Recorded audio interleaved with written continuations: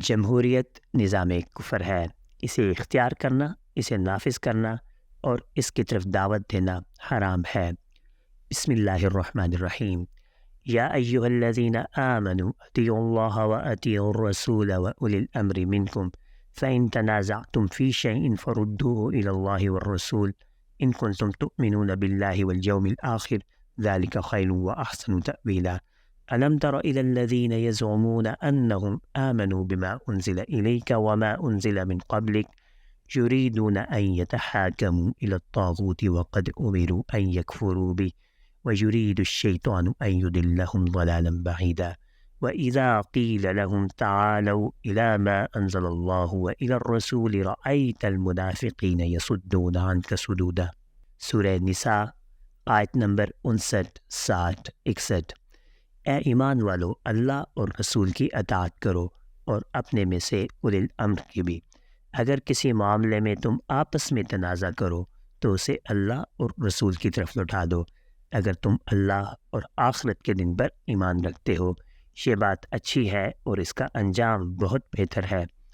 کیا آپ صلی اللہ علیہ وسلم نے نہیں دیکھا ان لوگوں کو جو دعویٰ کرتے ہیں کہ وہ ایمان لائے ہیں اس پر جو آپ کی طرف اور آپ سے پہلے نازل ہوا؟ وہ چاہتے ہیں کہ اپنے فیصلے طاغوت غیر اللہ کے پاس لے جائیں، حالانکہ انہیں حکم ہو چکا ہے کہ وہ طاغوت کا انکار کر دیں۔ شیطان چاہتا ہے کہ انہیں بہکا کر دور جا ڈالے، اور جب انہیں کہا جاتا ہے کہ آؤ اللہ کے نازل کردہ حکم کی طرف اور رسول کی طرف تو آپ منافقین کو دیکھیں گے رک رک کے آپ سے ہٹتے ہیں۔ جمہوریت نظام کفر ہے۔ جمہوریت، جسے کافر مغرب نے مسلمانوں کے ممالک میں دھکیل دیا، ایک کافرانہ نظام ہے جس کا اسلام کے ساتھ دور کا بھی واسطہ نہیں۔ جمہوریت اسلامی احکامات سے مکمل طور پر متناقض ہے، کلیات اور جزیات کے لحاظ سے، اس مصدر کے لحاظ سے جس سے یہ نکلی ہے، اس عقیدہ کے لحاظ سے جس سے یہ پھوٹی ہے، اس بنیاد کے لحاظ سے جس پر یہ قائم ہے، اور ان افکار اور نظاموں کے لحاظ سے جنہیں یہ اپنے ساتھ لائی ہے۔ لہٰذا مسلمانوں کے لیے جمہوریت کو اختیار کرنا، اسے نافذ کرنا اور اس کی طرف دعوت دینا بالکل حرام ہے۔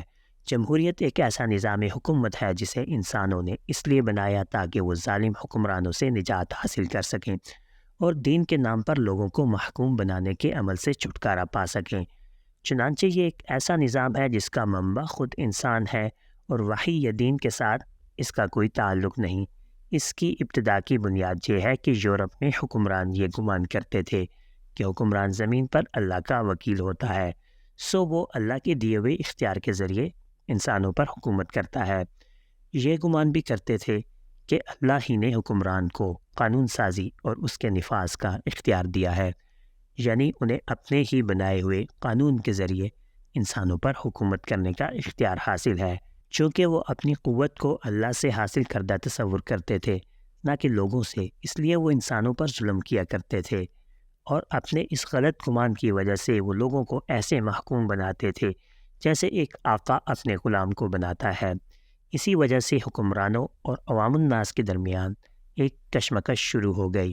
پھر فلاسفر اور مفکرین میدان میں آ گئے، حکومت کے موضوع پر مباحث شروع ہو گئے۔ بس انہوں نے عوام کی حکومت کا ایک نظام وضع کیا جو یہی جمہوری نظام ہے۔ اس نظام میں طاقت کا سرچشمہ عوام ہوگے، حکمران ان سے قوت حاصل کرے گا اور حاکمیت عوام کی ہوگی۔ عوام اپنے ارادوں کے خود مالک ہوں گے، وہ اسے عملی جامہ پہنائیں گے اور اپنی مرضی سے حکومت چلائیں گے۔ ان پر کسی کی بالادستی نہیں ہوگی، وہی بالادست ہوں گے، وہی حکومت کے لیے قانون سازی کریں گے اور اس کے مطابق چلیں گے۔ وہی حکمران متعین کریں گے تاکہ وہ حکمران اس قانون کے مطابق جس کو عوام نے بنایا ہے کی نمائندگی کرتے ہوئے ان پر حکمرانی کرے۔ چنانچہ جمہوری نظام کا منبع صرف اور صرف انسان ہے، وحی یا دین کے ساتھ اس کا کوئی تعلق نہیں۔ جمہوریت ایک مغربی لفظ اور مغربی اصطلاح ہے جس کا اطلاق عوام کی قانون سازی کے ذریعے عوام کے لیے عوام پر حکومت پر ہوتا ہے۔ بس عوام ہی بالادست اور بااختیار ہیں جو زمام اقتدار کے مالک ہے۔ وہ اپنے ارادے کے مطابق چلیں گے اور اسی ارادے کو استعمال کریں گے۔ وہ کسی اور قوت کے سامنے جواب دہ نہیں ہے۔ اور صاحب اختیار ہونے کی وجہ سے عوام ہی اپنے منتخب نمائندوں کے ذریعے نظام اور قوانین بنوائیں گے اور اپنے مقرر کردہ حکمرانوں ججوں کے ذریعے ان قوانین اور نظاموں کو نافذ کریں گے۔ چونکہ عوام قوت کا سرچشمہ ہے، لہٰذا یہ لوگ حکمران اور جج انہی سے قوت حاصل کریں گے، اور عوام کے ہر فرد کو ریاست بنانے، حکمران مقرر کرنے، قوانین اور نظام وضع کرنے کا مساوی حق حاصل ہے۔ جمہوریت کی اصل یعنی عوام بذات خود حکومت کرنا اسی طرح ہے کہ تمام کے تمام لوگ ایک میدان میں جمع ہو جائیں اور نظام اور حکمرانی کے قوانین بنائیں، اپنے معاملات کو چلائیں اور جن امور کے فیصلے کی ضرورت ہو ان کا فیصلہ کریں۔ چونکہ تمام عوام کا قانون سازی کا ادارہ بنانے کے لیے ایک میدان میں اکٹھا ہونا ممکن نہیں، اس لیے وہ مجلس قانون ساز کے ذریعے اپنے نمائندے منتخب کرتے ہیں اور اسی کو پارلیمنٹ کہا جاتا ہے۔ جمہوری نظام میں پارلیمنٹ ہی عوام کی خواہشات کی نمائندگی کرتی ہے اور عوام کے ارادوں کا یہی سیاسی ڈھانچہ ہے، یہی حکومت تشکیل دیتا ہے اور یہی حکومت کے لیے سربراہ کا چناؤ کرتا ہے تاکہ وہ سربراہ عوام کے ارادوں کو نافذ کرنے کے لیے ان کا وکیل اور حاکم بنے۔ وہ اپنی قوت بھی عوام سے حاصل کرتا ہے جنہوں نے اپنے بنائے ہوئے قوانین اور نظاموں کے مطابق حکومت کرنے کے لیے اسے منتخب کیا ہے، لہٰذا اصل بالادستی عوام کی ہے۔ وہی قانون بناتے ہیں اور وہی ان قوانین کو نافذ کرنے کے لیے حکمران کا انتخاب کرتے ہیں۔ چونکہ اس نظام میں عوام خود اپنے حاکم ہوتے ہیں، اپنی بالادستی کو استعمال کرتے ہیں، وہ قوانین اور زندگی کے بارے میں نظام بنا کر اپنے ارادے کو نافذ کرتے ہیں اور بغیر کسی دباؤ اور مجبوری کے اپنے حکمران کا انتخاب کرتے ہیں۔ چنانچہ عام آزادیاں ہی وہ بنیاد ہیں کہ جمہوریت جن کا عوام کے ہر فرد کے لیے اہتمام کرتی ہے تاکہ عوام کو واقعی آزادی حاصل ہو اور وہ اپنے ارادے پر عمل کریں اور کسی دباؤ اور مجبوری کے بغیر اپنے آپ کو آزادی کی انتہا تک پہنچائیں۔ ان آزادیوں کو مندرجہ ذیل 4 آزادیوں کی شکل میں بیان کیا جا سکتا ہے: 1 عقیدہ کی آزادی، 2 آزادی رائے، 3 آزادی ملکیت، 4 شخصی آزادی۔ جمہوریت دنیاوی امور سے دین کی علیحدگی کے عقیدہ سے نکلی ہے۔ اسی عقیدے پہ سرمایہ دارانہ آئیڈیالوجی قائم ہے۔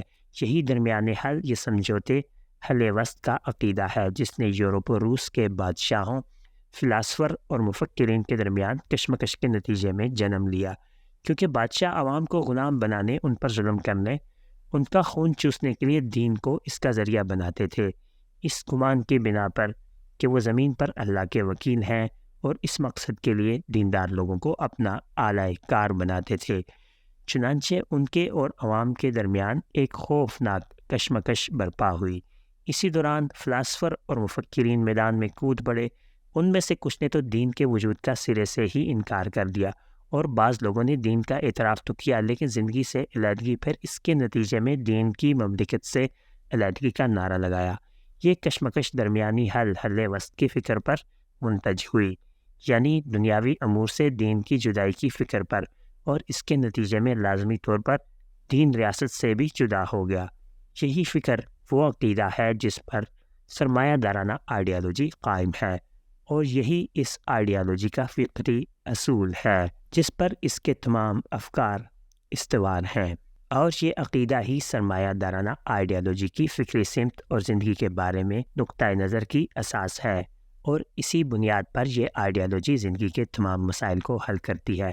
چنانچہ یہ وہی فکری قیادت ہے مغرب جس کا علم بردار ہے اور پوری دنیا کو اس کی طرف دعوت دیتا ہے۔ جب اس عقیدہ نے دین اور چرچ کو ریاست اور زندگی سے، پھر نظام اور قوانین وضع کرنے سے اور حکمرانوں کے تقرر اور اتھارٹی کے ذریعے ان کی مدد کرنے سے دور کیا، تو عوام کے لیے ضروری ہو گیا کہ وہ اپنے لیے نظام کا انتخاب بھی خود کریں، وہ اپنے نظام اور قوانین خود بنائیں اور ایسے حکمران مقرر کریں جو ان نظاموں اور قوانین کے مطابق ان پر حکومت کریں، اور حکمران اپنی قوت بھی عوام کے جمہوری ارادوں سے حاصل کریں۔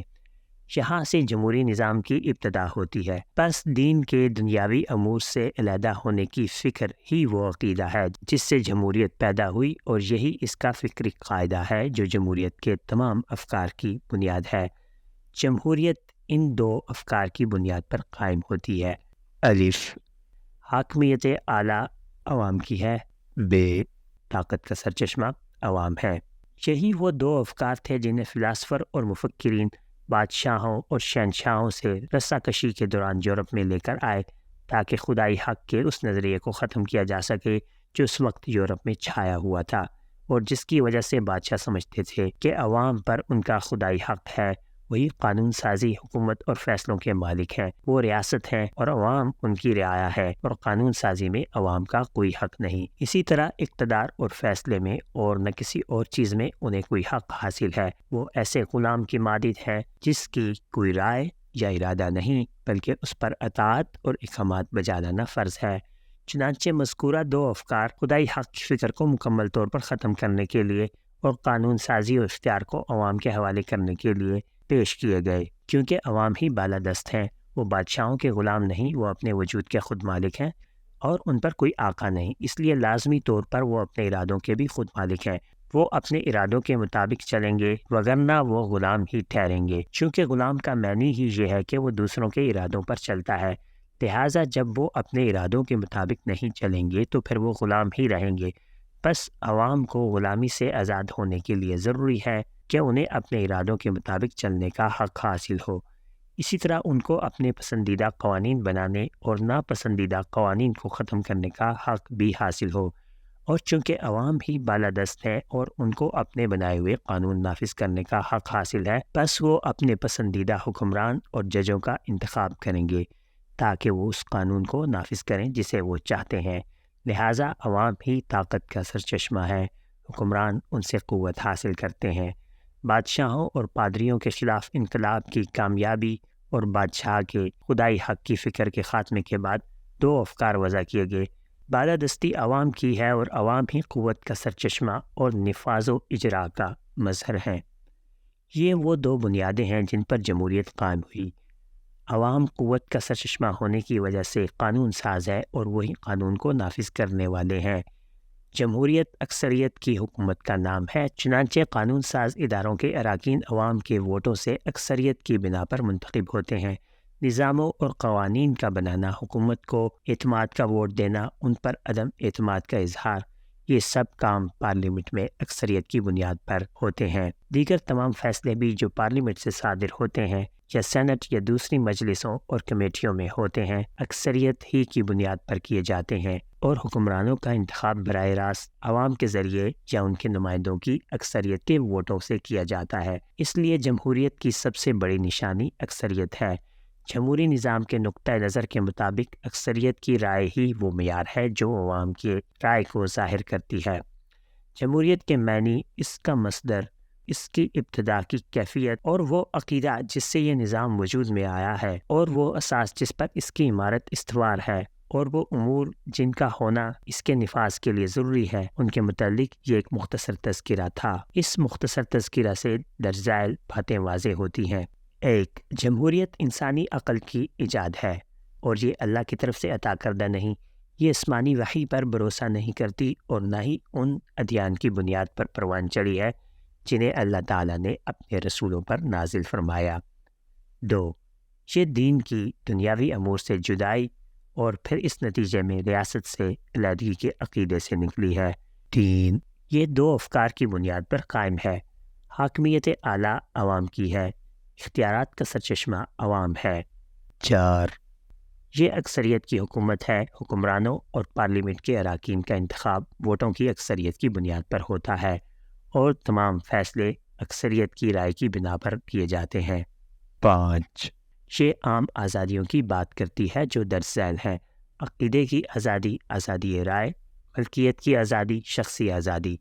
ان آزادیوں کا رعایا کہ ہر فرد کے لیے میسر ہونا لازم ہے تاکہ ہر شخص اپنی حاکمیت اعلیٰ کو استعمال کرنے، اسے خود چلانے کے قابل ہو۔ نیز وہ حکام کے انتخاب اور پارلیمنٹ کے اراکین کے انتخاب میں بغیر کسی دباؤ اور زبردستی کے مکمل آزادی سے شامل ہونے کا حق استعمال کرنے پر قادر ہو۔ محض پوائنٹ نمبر 1 کو ملاحظہ کرنے سے یہ واضح ہو جاتا ہے کہ جمہوریت کفریہ نظاموں میں سے ہے، اسلام میں سے نہیں، اور اسلام کے ساتھ اس کا کوئی تعلق نہیں۔ اس سے قبل کہ ہم اسلام کے ساتھ اس کے تضاد اور اسے اختیار کرنے کے متعلق حکم شرعی کو بیان کریں، ہم چاہتے ہیں کہ ہم یہ وضاحت کریں کہ ان ممالک میں بھی جہاں اس کی جڑیں بہت مضبوط ہیں، اس کو حقیقی معنوں میں نافذ ہی نہیں کیا گیا اور یہ جھوٹ اور دھوکے پر مبنی ہے۔ ہم جمہوریت کے بگاڑ اور گندگی کو بیان کریں گے، نیز اس نے دنیا میں جو فساد اور تباہی مچائی اور جن معاشروں میں اسے نافذ کیا گیا ان معاشروں میں اس کے نفاذ سے پیدا ہونے والے بگاڑ کے اثرات کا تذکرہ بھی کریں گے۔ جمہوریت اپنے حقیقی معنی کے لحاظ سے ایک ناقابل نفاذ خیالی نظریہ ہے، چنانچہ نہ تو یہ کبھی پائی گئی اور نہ کبھی پائی جائے گی، کیونکہ تمام عوام کا ہمیشہ ایک جگہ ہونا اور عام معاملات پر غور کرنا ممکن ہی نہیں۔ یہ بھی محال ہے کہ تمام عوام حکومت اور انتظام اپنے ہاتھ میں لے لیں، لہٰذا انہوں نے جمہوریت کے بارے میں ہیلہ سازی سے کام لیا، اس کی تعویلیں کیں اور جمہوری نظام کے لیے مملکت کا سربراہ، حکومت اور پارلیمنٹ کی ایجاد کی۔ تاہم اس کے باوجود اس تعویل کے بعد بھی اس کے معنی کا حقیقت پر اطلاق نہیں ہوتا اور نہ حقیقت میں یہ کبھی پایا گیا ہے۔ بس یہ کہنا ریاست و مملکت کا سربراہ اور پارلیمنٹ عوام کی اکثریت سے منتخب ہوتی ہے اور پارلیمنٹ ایک سیاسی ڈھانچہ ہے جو تمام عوام کے عام ارادوں کی نمائندگی کرتی ہے اور عوام کی اکثریت کی نمائندگی کرتی ہے، ان سب باتوں کا حقیقت سے کوئی تعلق نہیں، اس لیے کہ پارلیمنٹ کے ارکان عوام کی اکثریت کے نہیں بلکہ اقلیت کے نمائندے ہوتے ہیں، اس لیے کہ پارلیمنٹ کے ایک ممبر کی سیٹ کے لیے کئی امیدوار ہوتے ہیں، ایک شخص نہیں ہوتا۔ اسی وجہ سے رائے دہندگان کے ووٹ ایک حلقہ کے امیدواروں پر تقسیم ہو جاتے ہیں اور جو شخص حلقہ انتخاب میں رائے دہندگان کے زیادہ ووٹ حاصل کر لیتا ہے وہ دراصل ان تمام لوگوں کی اکثریت کے ووٹ حاصل کرنے والا نہیں ہوتا جنہیں حلقے میں انتخاب کا حق حاصل ہوتا ہے۔ اسی لیے امیدواروں میں سے کامیاب ہونے والے لوگوں نے عوام کی اقلیت کے ووٹوں سے کامیابی حاصل کی ہوتی ہے، نہ کہ اس پورے حلقہ کے تمام رائے دہندگان کی اکثریت سے، چنانچہ وہ اس اقلیت کے منتخب کردہ اور اسی کے نمائندے ہوتے ہیں اور اکثریت کے منتخب کردہ اور نمائندے نہیں ہوتے۔ یہی معاملہ صدر مملکت کا ہے، خواہ اس کا انتخاب براہ راست عوام کے ذریعے ہو یا ارکان پارلیمنٹ کے ذریعے، بہرحال وہ لوگوں کے ووٹوں کی اکثریت سے منتخب نہیں ہوتا بلکہ اقلیت کے ووٹوں ہی سے منتخب ہوتا ہے۔ یہی حال پارلیمنٹ کے عام اراکین کا ہے۔ اس سے بڑھ کر یہ کہ امریکہ اور برطانیہ جیسے ممالک میں جو جمہوریت کا منبع ہے میں ریاستوں کے سربراہ اور پارلیمنٹ کے اراکین سرمایہ داروں اور بڑے بڑے مالدار لوگوں کے اشاروں پر چلتے ہیں۔ یہ لوگ عوام کی نمائندگی کرتے ہیں، بڑے بڑے سرمایہ دار انہی لوگوں کو حکومت اور پارلیمنٹ تک پہنچاتے ہیں جو ان کے ذاتی مفادات کا خیال رکھیں۔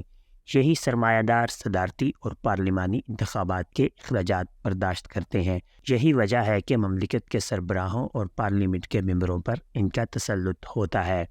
چنانچہ امریکہ میں بھی یہی صورتحال ہے۔ برطانیہ میں کنزرویٹو ہی حکمران ہے اور کنزرویٹو پارٹی بڑے سرمایہ داروں، تاجروں، جاگیرداروں اور اونچے طبقے کے لوگوں کی نمائندگی کرتی ہے۔ لیبر پارٹی صرف اس وقت اقتدار میں آ سکتی ہے جب ایسی صورتحال پیدا ہو جو کنزرویٹو پارٹی کے اقتدار سے علیحدہ ہونے کا تقاضا کرے۔ یہی وجہ ہے کہ امریکہ اور برطانیہ میں حکمران اور پارلیمانی اراکین صرف سرمایہ داروں کی نمائندگی کرتے ہیں، عوام کی خواہشات اور ان کی اکثریت کی نمائندگی نہیں کرتے۔ لہٰذا یہ کہنا کہ جمہوری ملکوں میں پارلیمنٹ اکثریت کی رائے کی نمائندگی کرتی ہے سراسر جھوٹ اور گمراہ کن ہے۔ یہ کہنا کہ حکمران عوام کی اکثریت کے ذریعے منتخب کیے جاتے ہیں اور اپنے اقتدار کے لیے عوام کا سہارا لیتے ہیں محض دروغ گوئی اور پراپوگنڈا ہے۔ وہ قانون سازی جو ان مجالس نمائندگان میں ہوتی ہے اور وہ فیصلے جو یہ ممالک کرتے ہیں ان میں عوام کے مفادات یا ان کی اکثریت کے لحاظ سے زیادہ سرمایہ داروں کے مفادات کا لحاظ رکھا جاتا ہے۔ پھر یہ کہنا کہ حکمران اس پارلیمنٹ کے سامنے جواب دہ ہے جو عوام کے عام ارادے کو عملی جامہ پہناتا ہے، اور یہ کہ وہ بڑے بڑے فیصلے پارلیمنٹ کے ارکان کی اکثریت کی موافقت کے بعد کرتا ہے، اس کا حقیقت کے ساتھ کوئی تعلق نہیں۔ بس ایڈن نے مصر کے خلاف سوئس جنگ کا اعلان پارلیمنٹ کو بتائے بغیر اور اپنی حکومت میں شامل وزراء میں سے 2 یا 3 کے سوا کسی کے علم میں لائے بغیر کیا، اور سوئس کی جنگ کے دوران کانگریس نے ڈالس سے صدعالی کی فائل طلب کی اور وہ اسباب پوچھے جن کی وجہ سے سوئس کی ملکیت حوالے کرنے کی پیشکش کرنا پڑی۔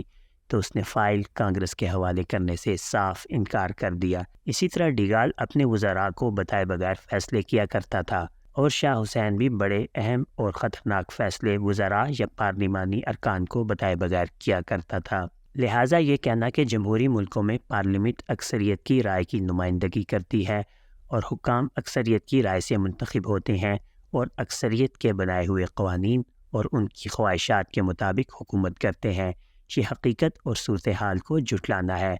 یہ سفید جھوٹ اور گمراہ کن ہے۔ یہ حالات تو ان ملکوں کے ہیں جہاں جمہوریت کی جڑیں بہت گہری ہیں۔ اسلامی ممالک میں مجالس نمائندگان کا حال تو اور بھی برا ہے۔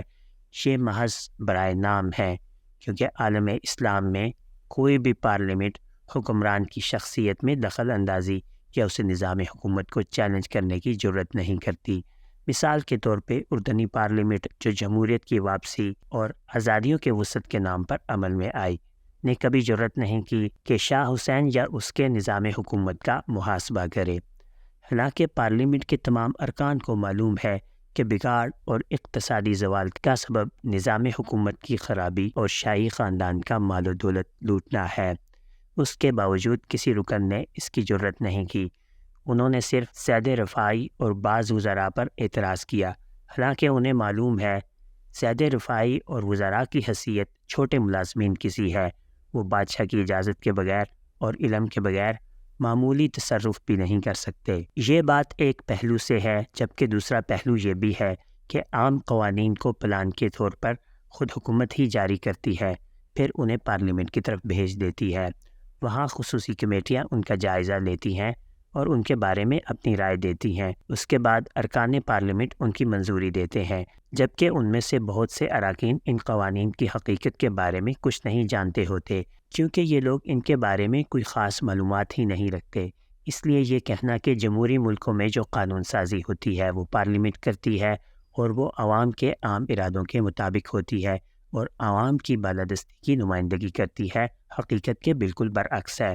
حکمران اور حکومت کے متعلق جمہوری نظام کی سب سے نمایاں خرابی یہ ہے کہ جب کسی جمہوری ملک میں بڑی پارٹیاں نہ ہوں کہ جنہیں اکثریت حاصل ہو اور وہ حکومت تشکیل دے سکتی ہوں، تو ایسے ممالک میں حکومت ہمیشہ عدم استحکام کا شکار رہتی ہے۔ وہاں حکومتیں ہمیشہ پے در پے سیاسی بحرانوں کی زد میں رہتی ہیں، کیونکہ ایسی حکومت کے لیے پارلیمنٹ کی اکثریت سے اعتماد کا ووٹ حاصل کرنا مشکل ہو جاتا ہے۔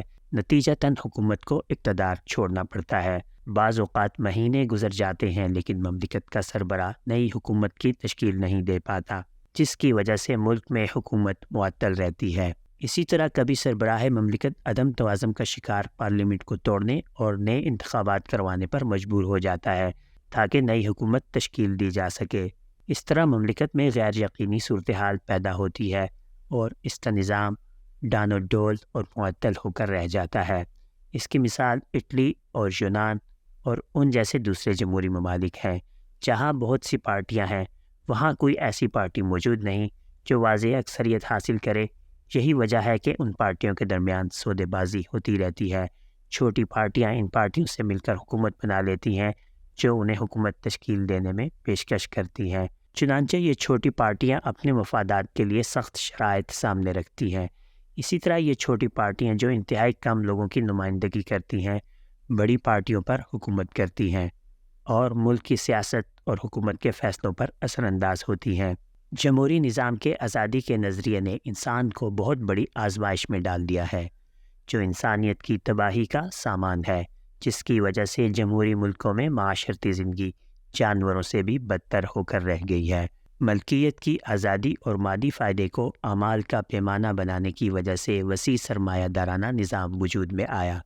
پھر اسے اپنے کارخانے چلانے کے لیے خام مال کی ضرورت ہوئی اور اپنے پیداوار کو فروخت کرنے کے لیے منڈیوں کی حاجت ہوئی۔ چنانچہ سرمایہ دارانہ ریاستیں پسماندہ دنیا کو استعماریت میں جکڑنے، ان کی دولت پر قبضہ کرنے، ان کی پیداوار سمیٹنے اور ان کے عوام کا خون چوسنے کے لیے دوڑ پڑیں۔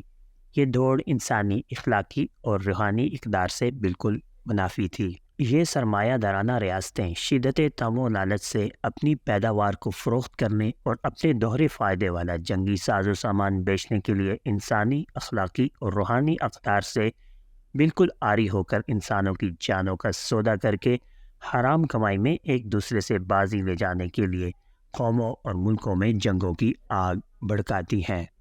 یہ کس قدر مضحکہ خیز اور قابل نفرت بات ہے کہ یہ جمہوری استعماری ممالک مثلاً امریکہ، برطانیہ اور فرانس ایک طرف اپنے جمہوری ہونے پر اتراتے ہیں اور جمہوریت، انسانی حقوق کا نعرہ لگا رہے ہیں، اور دوسری طرف یہی ریاستیں انسانی اور اخلاقی اقدار پامال کر رہی ہیں، انسانی حقوق برباد کر رہی ہیں اور انسانی خون بہا رہی ہیں۔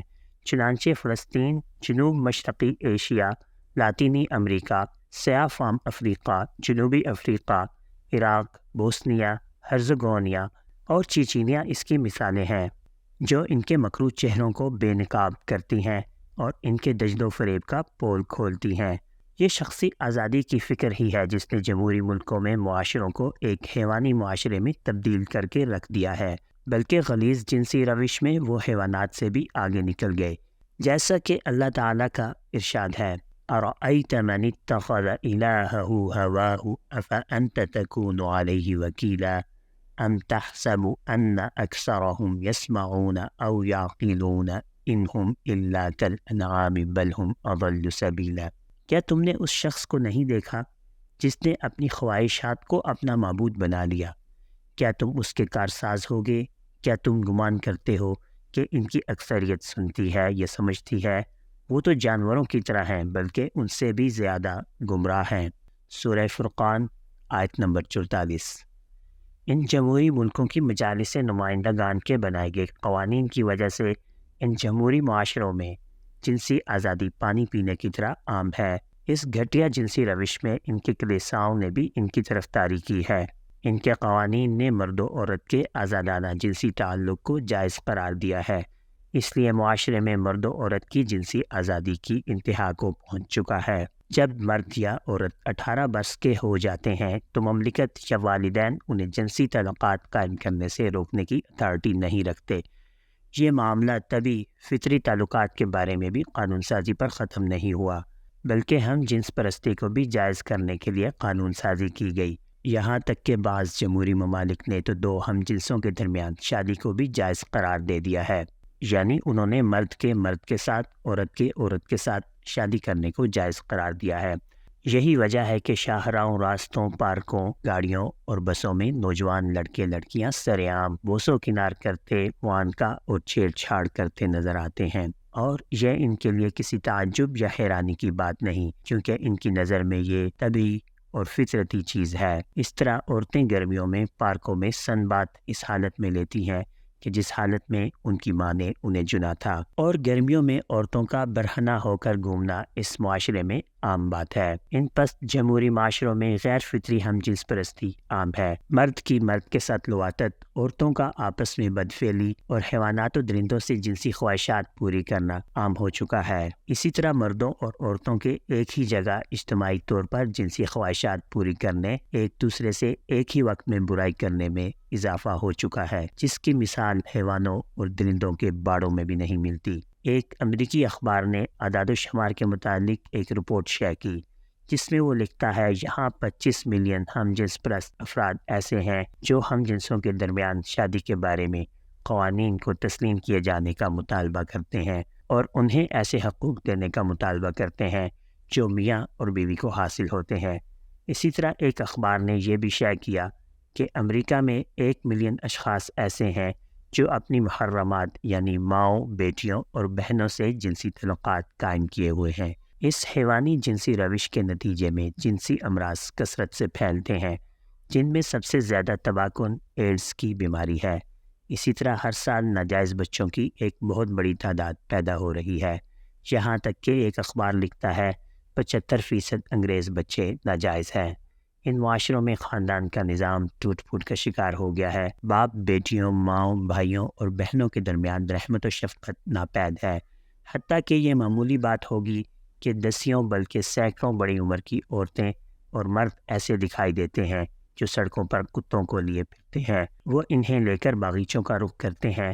یہ کتے ان کی رہائش، ان کے کھانے پینے بلکہ سونے میں بھی ان کے ساتھ ہوتے ہیں اور تنہائی میں ان کے غم خوار ہوتے ہیں کیونکہ ان میں سے ہر ایک تنہائی کی زندگی گزارتا ہے اور کتے کے سوا ان کا کوئی غم گسار اور ہم نشیں نہیں ہوتا۔ یہ اس عام آزادی کی چند جھلکیاں ہیں جو جمہوریت کا نتیجہ ہے، جس کے یہ لوگ گیت گاتے ہیں۔ یہ ان کی وہ بدنما تہذیب ہے جس پر یہ فخر کرتے ہیں اور اس کی طرف دعوت دیتے ہیں تاکہ لوگوں کو اس بدترین تہذیب میں شریک کریں۔ یہ چیزیں جمہوریت کی غلاظت، اس کے فساد کے انتہا اور اس کی بدبو کو ظاہر کرتی ہیں۔ باوجود یہ کہ یہ بات واضح ہے کہ مغربی جمہوری معاشرے پستی میں حیوانات کے درجے سے بھی بدتر ہیں، شخصی آزادی کی وجہ سے ان کا معاشرہ حیوانات کے اجتماعی ریوڑ سے بھی گرا ہوا ہے۔ باوجود یہ کہ مغربی جمہوری استعمار نے دنیا کو مصائب سے دوچار کیا، ان پر ظلم کے پہاڑ توڑے، پسماندہ اور مقبوضہ قوموں کو ذلیل و خوار کیا، ان کی دولت کو ہڑپ کیا، ان کی پیداوار کو ہتھیا لیا،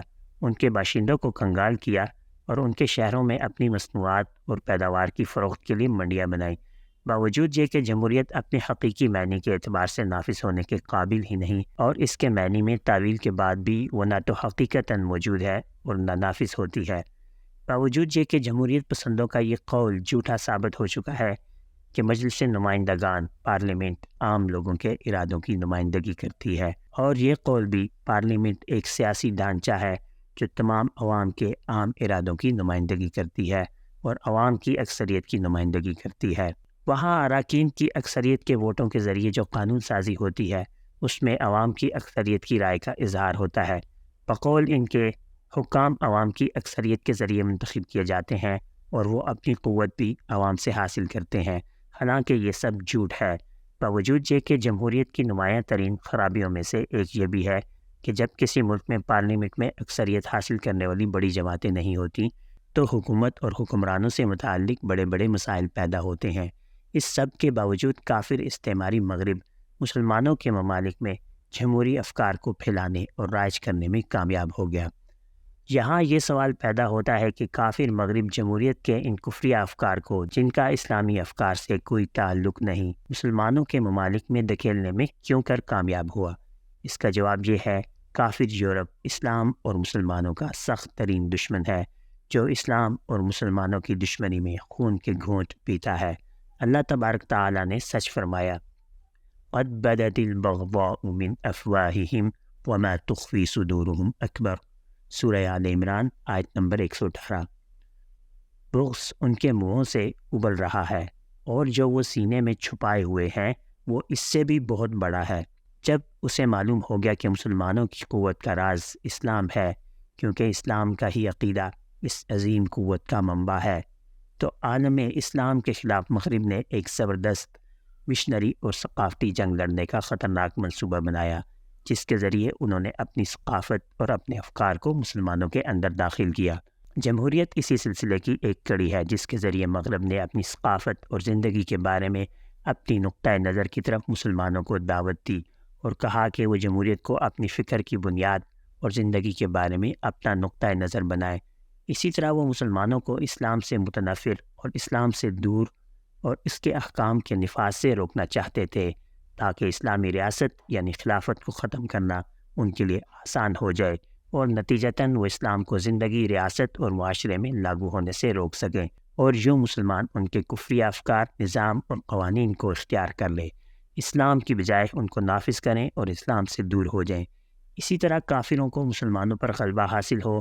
اللہ تعالیٰ نے سچ فرمایا ہے، وَلَن تَرْضَىٰ عَنْكَ الْيَهُودُ وَلَا النَّصَارَىٰ حَتَّىٰ تَتَّبِعَ مِلَّتَهُمْ قُلْ إِنَّ هُدَى اللَّهِ هُوَ الْهُدَىٰ وَلَئِنِ اتَّبَعْتَ أَهْوَاءَهُمْ بَعْدَ الَّذِي جَاءَكَ مِنَ الْعِلْمِ مَا لَكَ مِنَ اللَّهِ مِن وَلِيٍّ وَلَا نَصِيرٍ، سورہ بقرہ آیت نمبر 120۔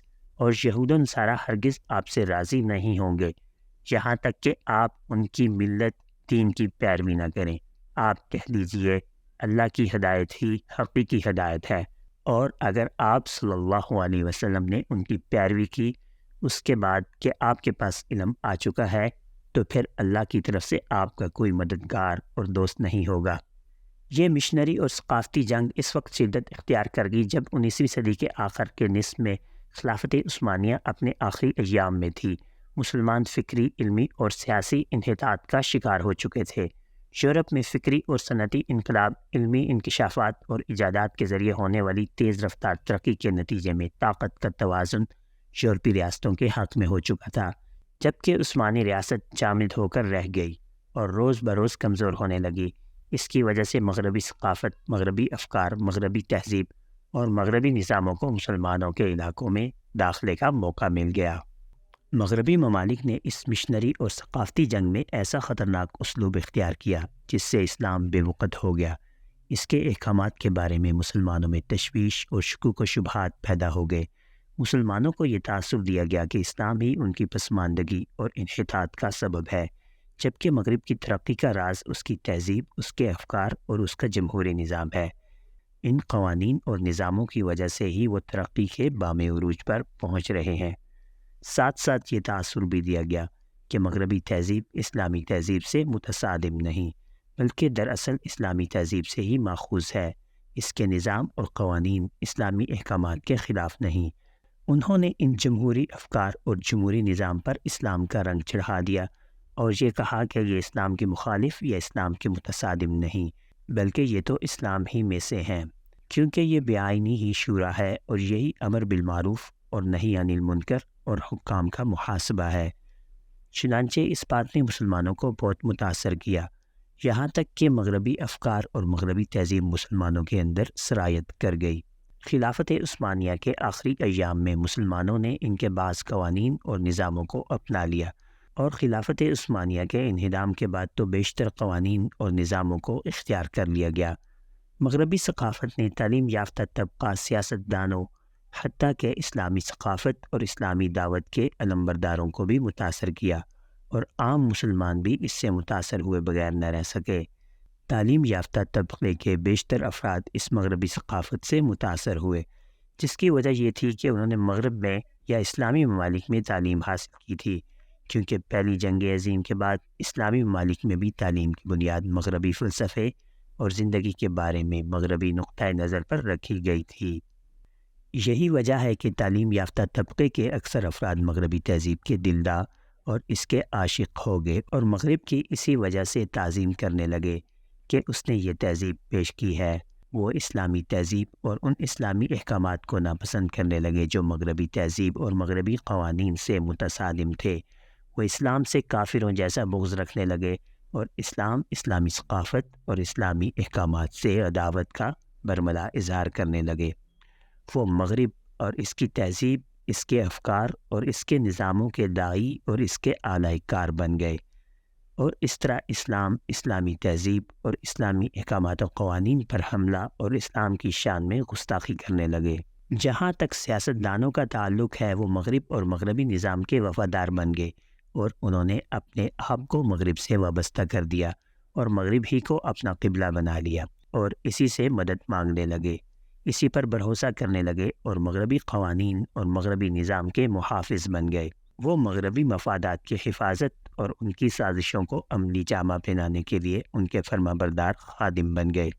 وہ اللہ اور رسول کے ساتھ دشمنی پر اتر آئے اور اسلام کے خلاف سیاسی جنگ چھیڑ دی۔ وہ اسلامی دعوت کے حاملین کو ستانے اور خلافت کے قیام کے راستے میں روڑے اڑکانے کے لیے اپنے تمام تر وسائل بروئے کار لاتے ہیں، اور اللہ تعالیٰ کے نازل کردہ احکامات کے نفاذ کی راہ میں رکاوٹ بن گئے ہیں۔ اللہ انہیں ہلاک کرے، یہ کہاں بھٹکے جا رہے ہیں۔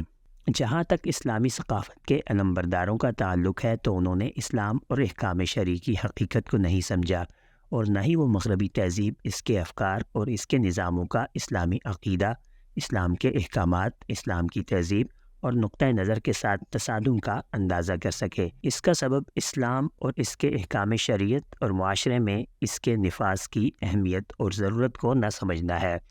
یہی وجہ ہے کہ اسلام کی ایسی تشریح کی گئی جس کی نصوص بالکل اجازت نہیں دیتی۔ چنانچہ حالات کو تبدیل کر کے اسلامی احکامات کے مطابق کرنے کی بجائے اسلامی احکامات میں تعویل کر کے ان کو حالات کے تابع کیا جانے لگا، اور اس لیے اس من گڑت قاعدے کا سہارا لیا گیا کہ لا ينکر تغیر الاحکام بتغیر الزمان، زمانے کی تبدیلی کی وجہ سے احکامات کی تبدیلی سے انکار نہیں کیا جا سکتا، اور ایسے حکم بیان کیے گئے جن کی شریعت میں کوئی سند ہی نہیں، یا جس کی سند انتہائی ضعیف ہے۔ ہر کوئی اسلام کی اس طرح تعویل کرنے لگا کہ وہ ہر مذہب، ہر فکر اور ہر آئیڈیالوجی کے مطابق ہو جائے، خواہ وہ مذہب فکر یا آئیڈیالوجی اسلامی احکامات اور نقطۂ نظر کے مخالف ہی کیوں نہ ہو۔ چنانچہ یہ زبان زد عام ہو گیا کہ مغربی تہذیب اور اس کے افکار اسلامی تہذیب اور اس کے احکامات سے متصادم نہیں ہیں، کیونکہ دراصل یہ اسلامی تہذیب سے ہی ماخوذ ہیں۔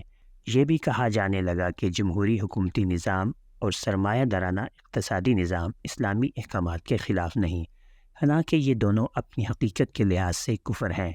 یہ بھی کہا گیا کہ اسلام میں جمہوریت ہے اور اسلام میں عام آزادیاں بھی ہیں، حالانکہ یہ دونوں اسلام کے بالکل منافی ہیں۔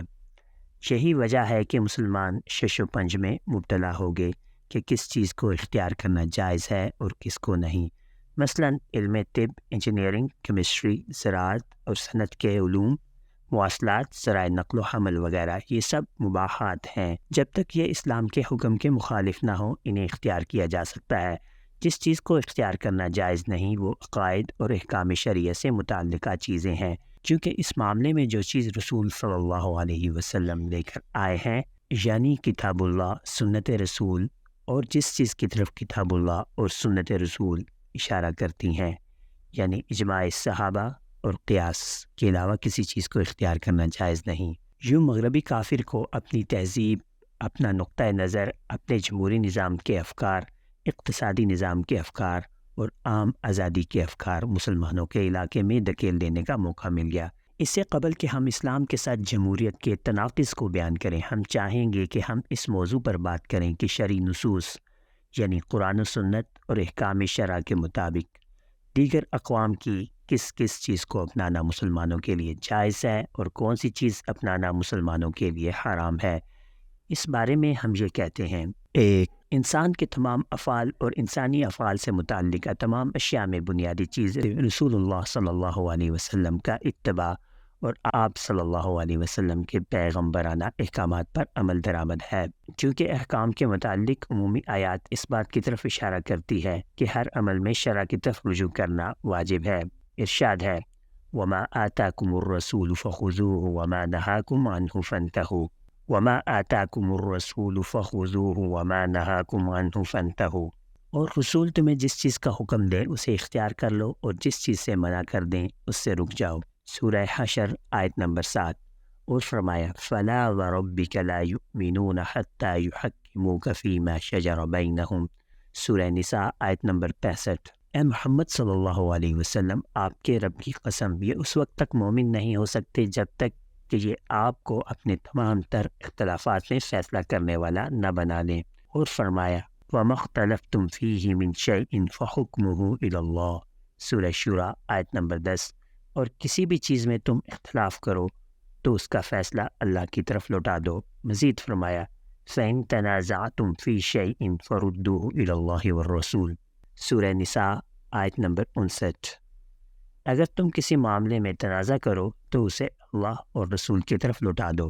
اور رسول صلی اللہ علیہ وسلم نے فرمایا، جسے بخاری اور مسلم دونوں نے نقل کیا ہے: من عمل عملا لیس علیہ امرنا فہو رد، جس نے کوئی ایسا عمل کیا جس پر ہمارا حکم نہیں تو وہ عمل مسترد ہے۔ من احدث فی امرنا ھذا ما لیس منہ فہو رد، جس شخص نے ہمارے اس معاملے دین کے معاملے میں کوئی نئی بات پیدا کی جو اس میں سے نہ ہو تو وہ مردود ہے۔ یہ تمام آیات اور احادیث اس بات کی طرف واضح طور پر اشارہ کرتی ہیں کہ ہر فعل اور ہر کام میں بنیادی چیز شریعت کا اتباع ہے۔ کسی مسلمان کے لیے اللہ کا حکم معلوم کیے بغیر کسی فعل کو کرنا یا اس کو ترک کرنا جائز نہیں، یعنی وہ یہ معلوم کرے کہ یہ عمل فرض ہے یا سنت، پھر اس کو کرے۔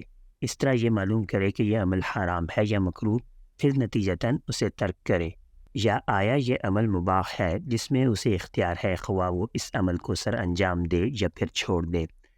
چنانچہ افعال میں بنیادی چیز اللہ تعالیٰ کا حکم ہے، اور وہ اشیاء جو افعال سے متعلقہ ہیں ان میں بنیادی چیز مباح ہونا ہے جب تک حرمت کی کوئی دلیل نہ ہو۔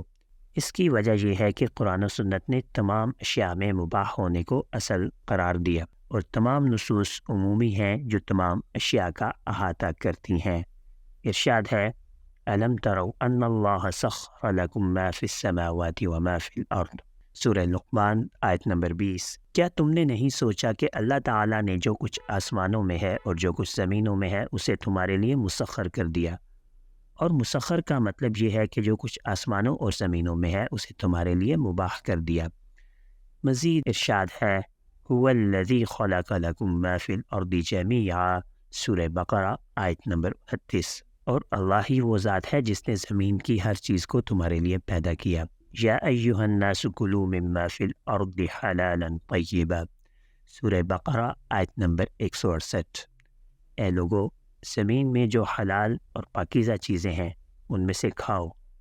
اسی طرح ارشاد باری تعالی ہے هو الذی جعل لکم الارض ذلولا فامشوا فی مناکبها وکلوا من رزقہ، سورہ ملک آیت نمبر 15۔ اور اللہ ہی وہ ذات ہے جس نے زمین کو تمہارے تابع کر دیا، بس اس پر چلو اور اللہ کا دیا ہوا رزق کھاؤ۔ اشیاء کی اباحت کے بارے میں تمام آیات عام ہے۔ ان آیات کا عام ہونا تمام اشیاء کی اباحت پر دلالت کرتا ہے، چنانچہ اشیاء کا مباح ہونا شارع کے عام خطاب کی وجہ سے ہے۔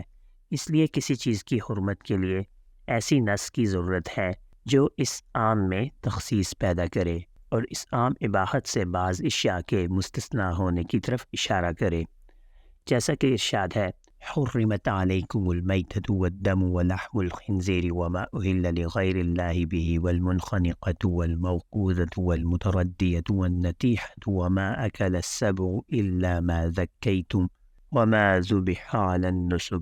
حرام کیا گیا تم پر مردار خون، خنزیر کا گوشت اور وہ جانور جو غیر اللہ کے نام پر ذبح کیا گیا ہو، اور وہ جانور جو گلا گھونٹ کر یا چوٹ کھا کر یا بلندی سے گر کر یا ٹکر کھا کر مرا ہو، یا جسے کسی درندے نے پھاڑا ہو سوائے اس کے تم نے زندہ پا کر ذبح کر لیا ہو، اور وہ جو کسی آستانے پر ذبح کیا گیا ہو، سورہ مائدہ آیت نمبر 3۔ اس سے معلوم ہوا کہ اشیاء میں اصل اباحت ہے۔ 2، اسلامی شریعت میں ماضی کے تمام واقعات، موجودہ دور کے تمام مسائل اور آئندہ کی تمام مشکلات کے بارے میں احکامات موجود ہیں۔ بس ماضی کا کوئی واقعہ ایسا نہیں، دور حاضر کا کوئی مسئلہ ایسا نہیں، اور مستقبل میں ایسا کوئی مسئلہ پیدا نہ ہوگا جس کا شریعت میں حکم موجود نہ ہو۔ چنانچہ شریعت اسلامی نے انسان کے تمام افعال کا مکمل احاطہ کیا ہوا ہے۔ ارشاد ربانی ہے وَنَزَّلْنَا عَلَيْكَ الْكِتَابَ تِبْيَانًا لِكُلِّ شَيْءٍ وَهُدًى وَرَحْمَةً وَبُشْرَى لِلْمُسْلِمِينَ، سورہ نحل آیت نمبر 89۔ اور ہم نے تم پر یہ کتاب نازل کی جو ہر چیز کو واضح طور پر بیان کرتی ہے اور مسلمانوں کے لیے ہدایت، رحمت اور بشارت ہے۔ اور فرمایا مَا فَرَّطْنَا فِي الْكِتَابِ مِنْ شَيْءٍ، سورہ انعام آیت نمبر 38۔ ہم نے اس کتاب میں کوئی کسر نہیں چھوڑی۔ مزید فرمایا اليوم اکملت لکم دینکم واتممت علیکم نعمتی ورضیت لکم الاسلام دینا، سورہ مائدہ آیت نمبر 3۔ آج میں نے تمہارے لیے تمہارا دین مکمل کر دیا اور تم پر اپنی نعمت مکمل کر دی اور تمہارے لیے صرف اسلام کو بطور دین پسند کیا۔ بس اسلامی شریعت نے بندے کے کسی فعل کو نامعلوم قرار نہیں دیا، چنانچہ شریعت میں ہر فعل کے لیے یا تو قرآن و حدیث میں نص موجود ہے یا قرآن و حدیث میں ایسا اشارہ موجود ہے جو اس فعل کے مقصد اور علت کو بیان کرتا ہے، تاکہ اس حکم کا اطلاق ہر اس فعل پر کیا جا سکے جس میں یہ علت موجود ہو۔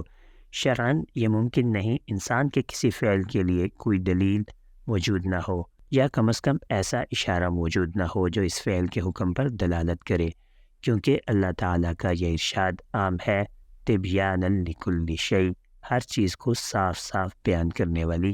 علاوہ ازیں یہ نص بھی واضح اور صریح ہے کہ اللہ تعالیٰ نے دین کو مکمل کر دیا۔ نمبر 3، مذکورہ بیان سے واضح ہو گیا کہ مسلمانوں کے لیے دوسری امتوں اور دوسری قوموں کے پاس موجود کون سی چیز کو اختیار کرنا جائز اور کون سی چیز کو اختیار کرنا جائز نہیں۔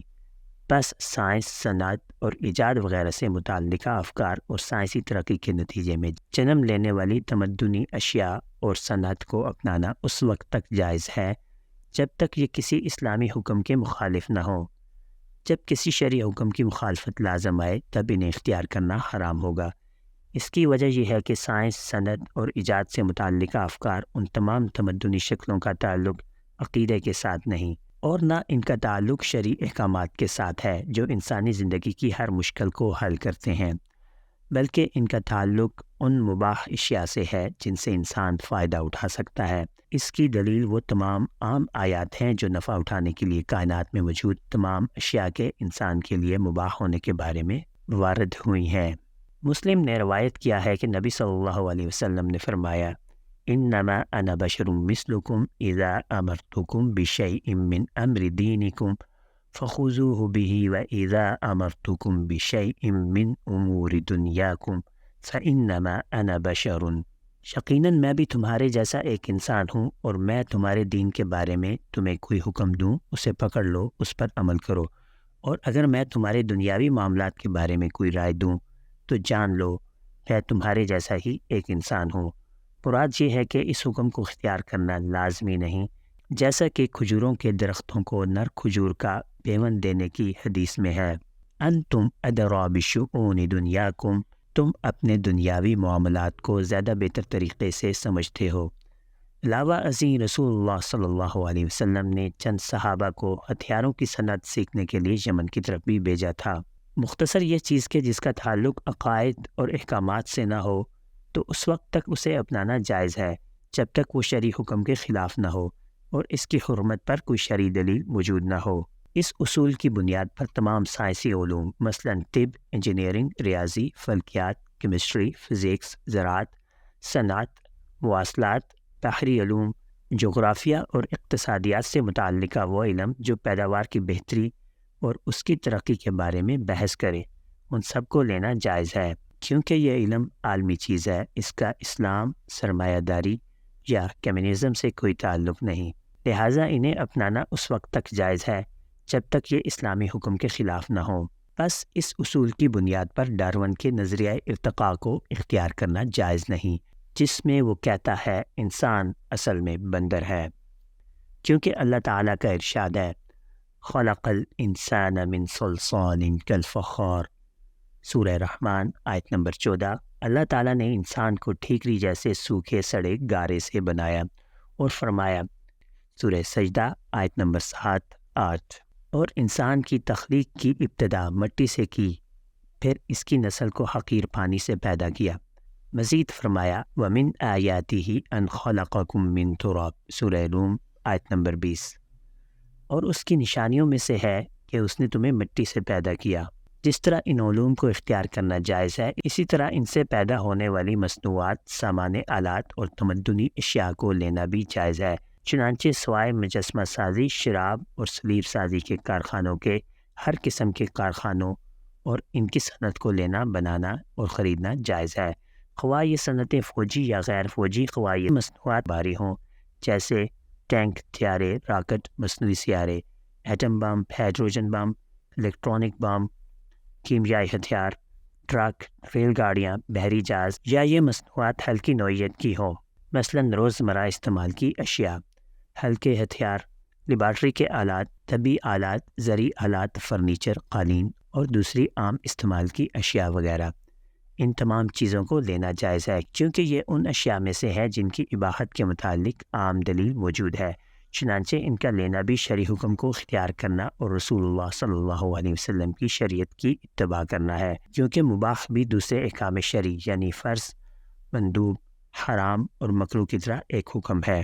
نمبر 4، وہ افکار جن کا تعلق عقیدہ اور احکام شرعیہ کے ساتھ ہے، یا وہ افکار جن کا تعلق تہذیب اور زندگی کے بارے میں نقطۂ نظر کے ساتھ ہے، اور وہ احکام جن کا تعلق انسانی زندگی کی تمام مشکلات کے حل کے ساتھ ہے، تو یہ شریعت کے مطابق ہی اختیار کیے جا سکتے ہیں، انہیں صرف اسلامی شریعت سے ہی اخذ کیا جائے گا، یعنی وہی جو کتاب اللہ اور سنت رسول صلی اللہ علیہ وسلم کی صورت میں ہے، یا اجماع صحابہ اور قیاس سے کہ جس کی طرف کتاب اللہ اور سنت رسول صلی اللہ علیہ وسلم اشارہ کرتے ہیں، ان کے علاوہ کسی اور ذریعے سے ان کو کسی بھی حالت میں اختیار نہیں کیا جا سکتا۔ اس کی ممانعت کی وجوہات درج ذیل ہیں۔ الف، اللہ تعالیٰ نے ہمیں اس امر کو اختیار کرنے کا حکم دیا ہے جو رسول اللہ صلی اللہ علیہ وسلم لے کر آئے ہیں، اور ہر اس کام سے رک جانے کا حکم دیا ہے جس سے رسول اللہ صلی اللہ علیہ وسلم نے منع فرمایا ہے۔ ارشاد ہے، وَمَا آتَاكُمُ الرَّسُولُ فَخُذُوهُ وَمَا نَهَاكُمْ عَنْهُ فَانْتَهُوا، سورہ حشر آیت نمبر 7۔ اور رسول تمہیں جس چیز کا بھی حکم دیں اسے اختیار کر لو، اور جس چیز سے منع کر دیں اس سے رک جاؤ۔ اس آیت میں ما عموم کے لیے ہے، چنانچہ آیت کا مفہوم یہ ہے کہ ہم رسول اللہ صلی اللہ علیہ وسلم کے ہر حکم کو اختیار کریں اور ہر اس چیز سے باز رہیں جس سے منع کیا گیا ہے۔ اور اس آیت کا یہ بھی مفہوم ہے کہ رسول اللہ صلی اللہ علیہ وسلم کے لائے ہوئے احکامات کے علاوہ کسی اور چیز کو نہ اپنایا جائے۔ اللہ تعالیٰ نے مسلمانوں کو اپنی اور اپنے رسول صلی اللہ علیہ وسلم کی اطاعت کا حکم دیا ہے۔ ارشاد ہے یا ایھا الذین آمنوا اطیعوا اللہ واطیعوا الرسول، سورہ نساء آیت نمبر 59۔ اے ایمان والو، اللہ اور رسول صلی اللہ علیہ وسلم کی اطاعت کرو۔ اللہ اور رسول صلی اللہ علیہ وسلم کی اطاعت یہ ہے کہ شریعت کے ان احکامات پر عمل کیا جائے جنہیں اللہ تعالیٰ نے اپنے رسول صلی اللہ علیہ وسلم پر نازل کیا۔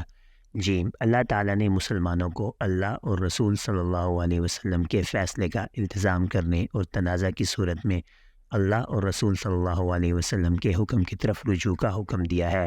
چنانچہ ارشاد ہے وَمَا كَانَ لِمُؤْمِنٍ وَلَا مُؤْمِنَةٍ إِذَا قَضَى اللَّهُ وَرَسُولُهُ أَمْرًا أَن يَكُونَ لَهُمُ الْخِيَرَةُ مِنْ أَمْرِهِمْ، سورہ احزاب آیت نمبر 36۔ اللہ اور اس کا رسول جب کوئی فیصلہ کریں تو کسی مومن مرد یا عورت کے لیے اس فیصلہ میں کوئی اختیار نہیں۔ مزید فرمایا فَإِن تَنَازَعْتُمْ فِي شَيْءٍ فَرُدُّوهُ إِلَى اللَّهِ وَالرَّسُولِ إِن كُنتُمْ تُؤْمِنُونَ بِاللَّهِ وَالْيَوْمِ الْآخِرِ، سورہ نساء آیت نمبر 59۔ اگر تم اللہ اور آخرت کے دن پر ایمان رکھتے ہو تو اپنے متنازع امور کے فیصلے کو اللہ اور رسول صلی اللہ علیہ وسلم کی طرف لوٹا دو۔ اللہ تعالیٰ نے اپنے رسول کریم صلی اللہ علیہ وسلم کو حکم دیا کہ وہ لوگوں کے درمیان اللہ کی نازل کردہ شریعت کے مطابق فیصلہ کریں اور کسی بھی بات میں اس شریعت سے نہ ہٹیں۔ ارشاد ہے وَأَنزَلْنَا إِلَيْكَ الْكِتَابَ بِالْحَقِّ مُصَدِّقًا لِمَا بَيْنَ يَدَيْهِ مِنَ الْكِتَابِ وَمُهَيْمِنًا عَلَيْهِ فَاحْكُم بَيْنَهُم بِمَا أَنزَلَ اللَّهُ وَلَا تَتَّبِعْ أَهْوَاءَهُمْ عَمَّا جَاءَكَ مِنَ الْحَقِّ۔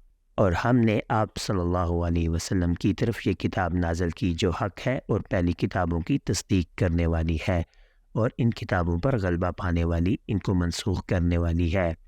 پس آپ صلی اللہ علیہ وسلم ان کے درمیان اللہ تعالیٰ کے نازل کردہ احکامات کے مطابق فیصلہ کریں، اور جو حق آپ صلی اللہ علیہ وسلم کے پاس آیا ہے اس کے مقابلے میں ان کی خواہشات کی پیروی نہ کریں۔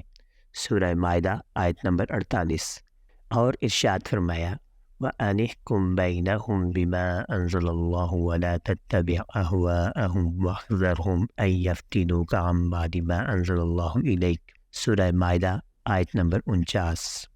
اور یہ کہ آپ صلی اللہ علیہ وسلم ان کے درمیان اللہ تعالیٰ کے نازل کردہ احکامات کے مطابق فیصلہ کریں اور ان کی خواہشات کی پیروی نہ کیجیے گا، اور ان سے محتاط رہیں کہ کہیں یہ اللہ تعالیٰ کے نازل کردہ بعض احکامات کے بارے میں آپ صلی اللہ علیہ وسلم کو فتنے میں نہ ڈال دیں۔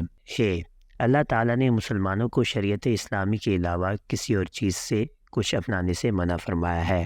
ارشاد ہے فَلَا وَرَبِّكَ لَا يُؤْمِنُونَ حَتَّى يُحَكِّمُوكَ فِي مَا شَجَرَ بَيْنَهُمْ، سورہ نساء آیت نمبر 65۔ اے محمد صلی اللہ علیہ وسلم، آپ کے رب کی قسم، یہ اس وقت تک مومن نہیں ہو سکتے جب تک یہ آپ کو اپنے اختلافات میں فیصلہ کرنے والا نہ بنا لیں۔ اور ارشاد باری ہے فَلْيَحْذَرِ الَّذِينَ يُخَالِفُونَ عَنْ أَمْرِهِ أَن تُصِيبَهُمْ فِتْنَةٌ أَوْ يُصِيبَهُمْ عَذَابٌ أَلِيمٌ، سورہ نور آیت نمبر 63۔ جو آپ صلی اللہ علیہ وسلم کے حکم کی مخالفت کرتے ہیں انہیں اس بات سے ڈرنا چاہیے کہ وہ کسی فتنے یا دردناک عذاب میں مبتلا نہ ہو جائیں۔ مزید فرمایا یریدون ان یتحاکموا الی الطاغوت وقد امروا ان یکفروا بہ، سورہ نساء آیت نمبر 60۔ اور یہ لوگ چاہتے ہیں کہ اپنے فیصلے طاغوت غیر اللہ کے پاس لے جائیں، حالانکہ انہیں حکم ہو چکا ہے کہ اس غیر اللہ کا انکار کر دیں۔ اور رسول صلی اللہ علیہ وسلم کا ارشاد ہے کل عمل لیس علیہ امرنا فہو رد، ہر وہ عمل جس پر ہمارا حکم نہیں وہ مسترد ہے۔ بس یہ تمام نصوص واضح طور پر اشارہ کرتی ہیں کہ ہم رسول اللہ صلی اللہ علیہ وسلم کے لائے ہوئے ہر حکم کی پابندی کریں۔ ہم صرف اسی چیز کو حلال سمجھیں جسے اللہ تعالیٰ نے حلال کر دیا، اور صرف اسی کو حرام سمجھیں جسے اللہ تعالیٰ نے حرام کر دیا۔ جس چیز کو رسول صلی اللہ علیہ وسلم لے کر نہیں آئے ہم اسے نہیں اپنائیں گے، اور جس چیز کو حرام نہیں کیا اسے حرام نہیں سمجھیں گے۔ جب اللہ تعالیٰ کے ان ارشادات وما آتاکم الرسول فخذوا میں ما اور وما نہاکم عنہ فانتہوا کے ما کو فَلْيَحْذَرِ الَّذِينَ يُخَالِفُونَ عَنْ أَمْرِهِ أَن تُصِيبَهُمْ فِتْنَةٌ أَوْ يُصِيبَهُمْ عَذَابٌ أَلِيمٌ سے ملاتے ہیں تو واضح طور پر معلوم ہوتا ہے کہ صرف وہ احکام اپنانا فرض ہے جو رسول اللہ صلی اللہ علیہ وسلم لے کر آئے تھے، ورنہ سخت عذاب ہوگا۔ اللہ تعالیٰ نے اس شخص کے ایمان کی بھی نفی کی ہے جو اللہ کے رسول صلی اللہ علیہ وسلم کے لائے ہوئے احکام کے علاوہ کسی اور چیز سے فیصلہ کرے۔ ارشاد ہے فَلَا وَرَبِّكَ لَا يُؤْمِنُونَ حَتَّى يُحَكِّمُوكَ فِي مَا شَجَرَ بَيْنَهُمْ سورہ نساء آیت نمبر 65۔ اے محمد صلی اللہ علیہ وسلم، تمہارے رب کی قسم یہ اس وقت تک مومن نہیں ہو سکتے جب تک یہ آپ کو اپنے اختلافات میں فیصلہ کرنے والا نہ بنا لیں۔ یہ اس بات پر بھی دلالت کرتا ہے کہ فیصلہ صرف رسول اللہ صلی اللہ علیہ وسلم کی لائی ہوئی شریعت کے مطابق ہونا چاہیے۔ اللہ تعالیٰ نے آپ صلی اللہ علیہ وسلم کو بعض احکامات کے بارے میں لوگوں کے فتنے سے محتاط رہنے کے بارے میں ہدایت کی ہے۔ ارشاد ہے وَاحْذَرْهُمْ أَن يَفْتِنُوكَ عَن بَعْدِ مَا أَنزَلَ اللَّهُ إِلَيْكَ سورہ مائدہ آیت نمبر 49۔ اور ان سے محتاط رہیں کہ یہ اللہ تعالیٰ کے نازل کردہ بعض احکامات کے بارے میں آپ صلی اللہ علیہ وسلم کو فتنے میں نہ ڈال دیں۔ اس سے بڑھ کر قرآن نے ان لوگوں کی مذمت کی ہے جو کفریہ احکامات کے ذریعے فیصلے کرتے ہیں۔ فرمایا أَلَمْ تَرَ إِلَى الَّذِينَ يَزْعُمُونَ أَنَّهُمْ آمَنُوا بِمَا أُنزِلَ إِلَيْكَ وَمَا أُنزِلَ مِن قَبْلِكَ يُرِيدُونَ أَن يَتَحَاكَمُوا إِلَى الطَّاغُوتِ وَقَدْ أُمِرُوا أَن يَكْفُرُوا بِهِ وَيُرِيدُ الشَّيْطَانُ أَن يُضِلَّهُمْ ضَلَالًا بَعِيدًا سورہ نساء آیت نمبر 60۔ کیا آپ صلی اللہ علیہ وسلم نے نہیں دیکھا ان لوگوں کو جو دعویٰ کرتے ہیں کہ ایمان لائے ہیں اس پر جو آپ کی طرف اور آپ سے پہلے نازل ہوا، چاہتے ہیں کہ اپنے فیصلے طاغوت غیر اللہ کے پاس لے جائیں، حالانکہ انہیں حکم ہو چکا ہے کہ طاغوت کا انکار کر دیں۔ شیطان چاہتا ہے کہ ان کو بہکا کر دور جا ڈالے۔ معلوم ہوا شریعت کے علاوہ کسی اور چیز کے ذریعے فیصلے کرنا گمراہی ہے۔ یہ طاغوت یعنی کفر کے مطابق فیصلہ کرنا ہے، اور اللہ تعالیٰ نے مسلمانوں کو اس سے منع فرمایا ہے۔ یہی وجہ ہے کہ مغربی تہذیب اور اس سے پھوٹنے والے نظام اور قوانین کو اختیار کرنا حرام ہے، کیونکہ یہ اسلامی تہذیب کے خلاف ہیں۔ البتہ انتظامی قوانین اور نظام کو اختیار کیا جا سکتا ہے جو مباحات میں سے ہیں، جیسا کہ عمر بن خطاب رضی اللہ عنہ نے فارس اور روم سے دفتری نظام لیا تھا۔ مغربی تہذیب کی بنیاد دین کی دنیاوی امور اور ریاست سے جدائی پر ہے، جبکہ اسلامی تہذیب کی بنیاد اسلامی عقیدہ پر ہے، اور یہ زندگی اور ریاست کو اللہ تعالیٰ کے اوامر و نواہی کے مطابق چلانے کو فرض قرار دیتی ہے۔ مغربی تہذیب مادی فائدے کی بنیاد پر قائم ہے، یہ مادی فائدے کو ہی تمام اعمال کا پیمانہ قرار دیتی ہے، لہٰذا یہ مکمل طور پر ایک منفعت پرستانہ تہذیب ہے۔ اس کے نزدیک مادی نفع کے علاوہ کسی اور چیز کی کوئی قیمت نہیں، اسی لیے اس کے ہاں روحانی، اخلاقی اور انسانی قیمتیں اقدار ناپید ہیں، جبکہ اسلامی تہذیب روحانی بنیاد یعنی اللہ تعالیٰ پر ایمان لانے پر قائم ہے۔ اس تہذیب میں تمام اعمال کو جانچنے کا پیمانہ حلال و حرام ہے، یہ تمام اعمال اور اقدار کو اللہ تعالیٰ کے اوامر و نواہی کے مطابق چلانے کا حکم دیتی ہے۔ مغربی تہذیب کے نزدیک خوشی یہ ہے کہ انسان کو جسمانی لذتوں کا زیادہ سے زیادہ حصہ میسر ہو اور اس کے اسباب مہیا کیے جائیں، جبکہ اسلامی تہذیب کے نزدیک سعادت اللہ تعالیٰ کی رضامندی اور انسان کی ضروریات اور جسمانی حاجات کو احکام شرعیہ کے مطابق پورا کرنا ہے۔ اسی وجہ سے جمہوری نظام حکومت، سرمایہ دارانہ اقتصادی نظام اور مغرب میں موجود عام آزادیوں کا نظام اختیار کرنا جائز نہیں۔ اسی طرح جمہوری دستور اور قوانین، جمہوری نظام، بادشاہی حکومتی نظام، سودی بینکوں کا نظام، زر مبادلہ اور کرنسی کی عالمی مارکیٹیں وغیرہ، ان سب کو اپنانا بھی جائز نہیں۔ یہ سب کفریہ نظام اور قوانین ہیں، یہ اسلام کے ساتھ مکمل طور پر متناقض ہے۔ جس طرح مغربی تہذیب اور اس سے نکلنے والے افکار اور نظاموں کو اپنانا جائز نہیں، بالکل اسی طرح کمیونسٹ تہذیب کو اپنانا بھی جائز نہیں، کیونکہ یہ بھی اسلامی تہذیب سے مکمل طور پر متصادم ہے۔ کمیونسٹ تہذیب کی بنیاد اس عقیدے پر ہے کہ اس کائنات کا کوئی خالق نہیں اور مادہ ہی ہمیشہ سے ہے، اور کائنات کی تمام اشیاء مادی ترقی کے ذریعے وجود میں آتی ہیں، جبکہ اسلامی تہذیب اس عقیدے کی بنیاد پر ہے کہ اس کائنات کا خالق اللہ تعالیٰ ہے اور تمام اشیاء کو اس نے تخلیق کیا ہے۔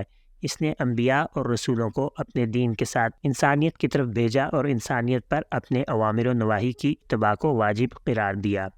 کمیونسٹ تہذیب کی رائے یہ ہے کہ نظام ذرائع پیداوار سے لیا جاتا ہے، لہٰذا جاگیردارانہ معاشرے میں کلہاڑا پیداوار کا ذریعہ ہے اور اسی سے جاگیردارانہ نظام اخذ ہوا۔ پھر معاشرہ سرمایہ داری کی طرف ترقی کر گیا تو مشین ذریعہ پیداوار بن گئی اور اس سے سرمایہ دارانہ نظام وجود میں آیا، پس اس کا نظام مادی ترقی سے ماخوذ ہے۔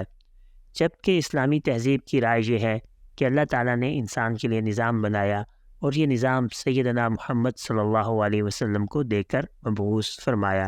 آپ صلی اللہ علیہ وسلم نے یہ نظام پہنچایا اور انسان پر فرض کیا کہ وہ اس نظام پر عمل پیرا ہو۔ اشتراکی تہذیب کی رائے ہے کہ مادی نظام ہی زندگی میں اعمال کے لیے پیمانہ ہے اور اس نظام کی ترقی سے یہ پیمانہ بھی ترقی کرتا ہے، جبکہ اسلامی تہذیب کی رائے یہ ہے کہ حلال و حرام یعنی اللہ تعالیٰ کے اوامر و نواہی زندگی میں اعمال کے لیے پیمانہ ہے، بس ہر حلال کام کو کیا جائے گا اور ہر حرام سے اجتناب کیا جائے گا۔ یہ نہ ترقی کرتا ہے اور نہ تبدیل ہوتا ہے اور نہ ہی اس میں نفع و مادیت کی حکمرانی ہوتی ہے، بلکہ اس میں صرف شریعت کی حکمرانی ہوتی ہے۔ یہی وجہ ہے کہ کمیونسٹ تہذیب اور اسلامی تہذیب مکمل طور پر متضاد ہیں، اس لیے اس تہذیب اس کے افکار یا نظام کو اختیار کرنا بھی جائز نہیں۔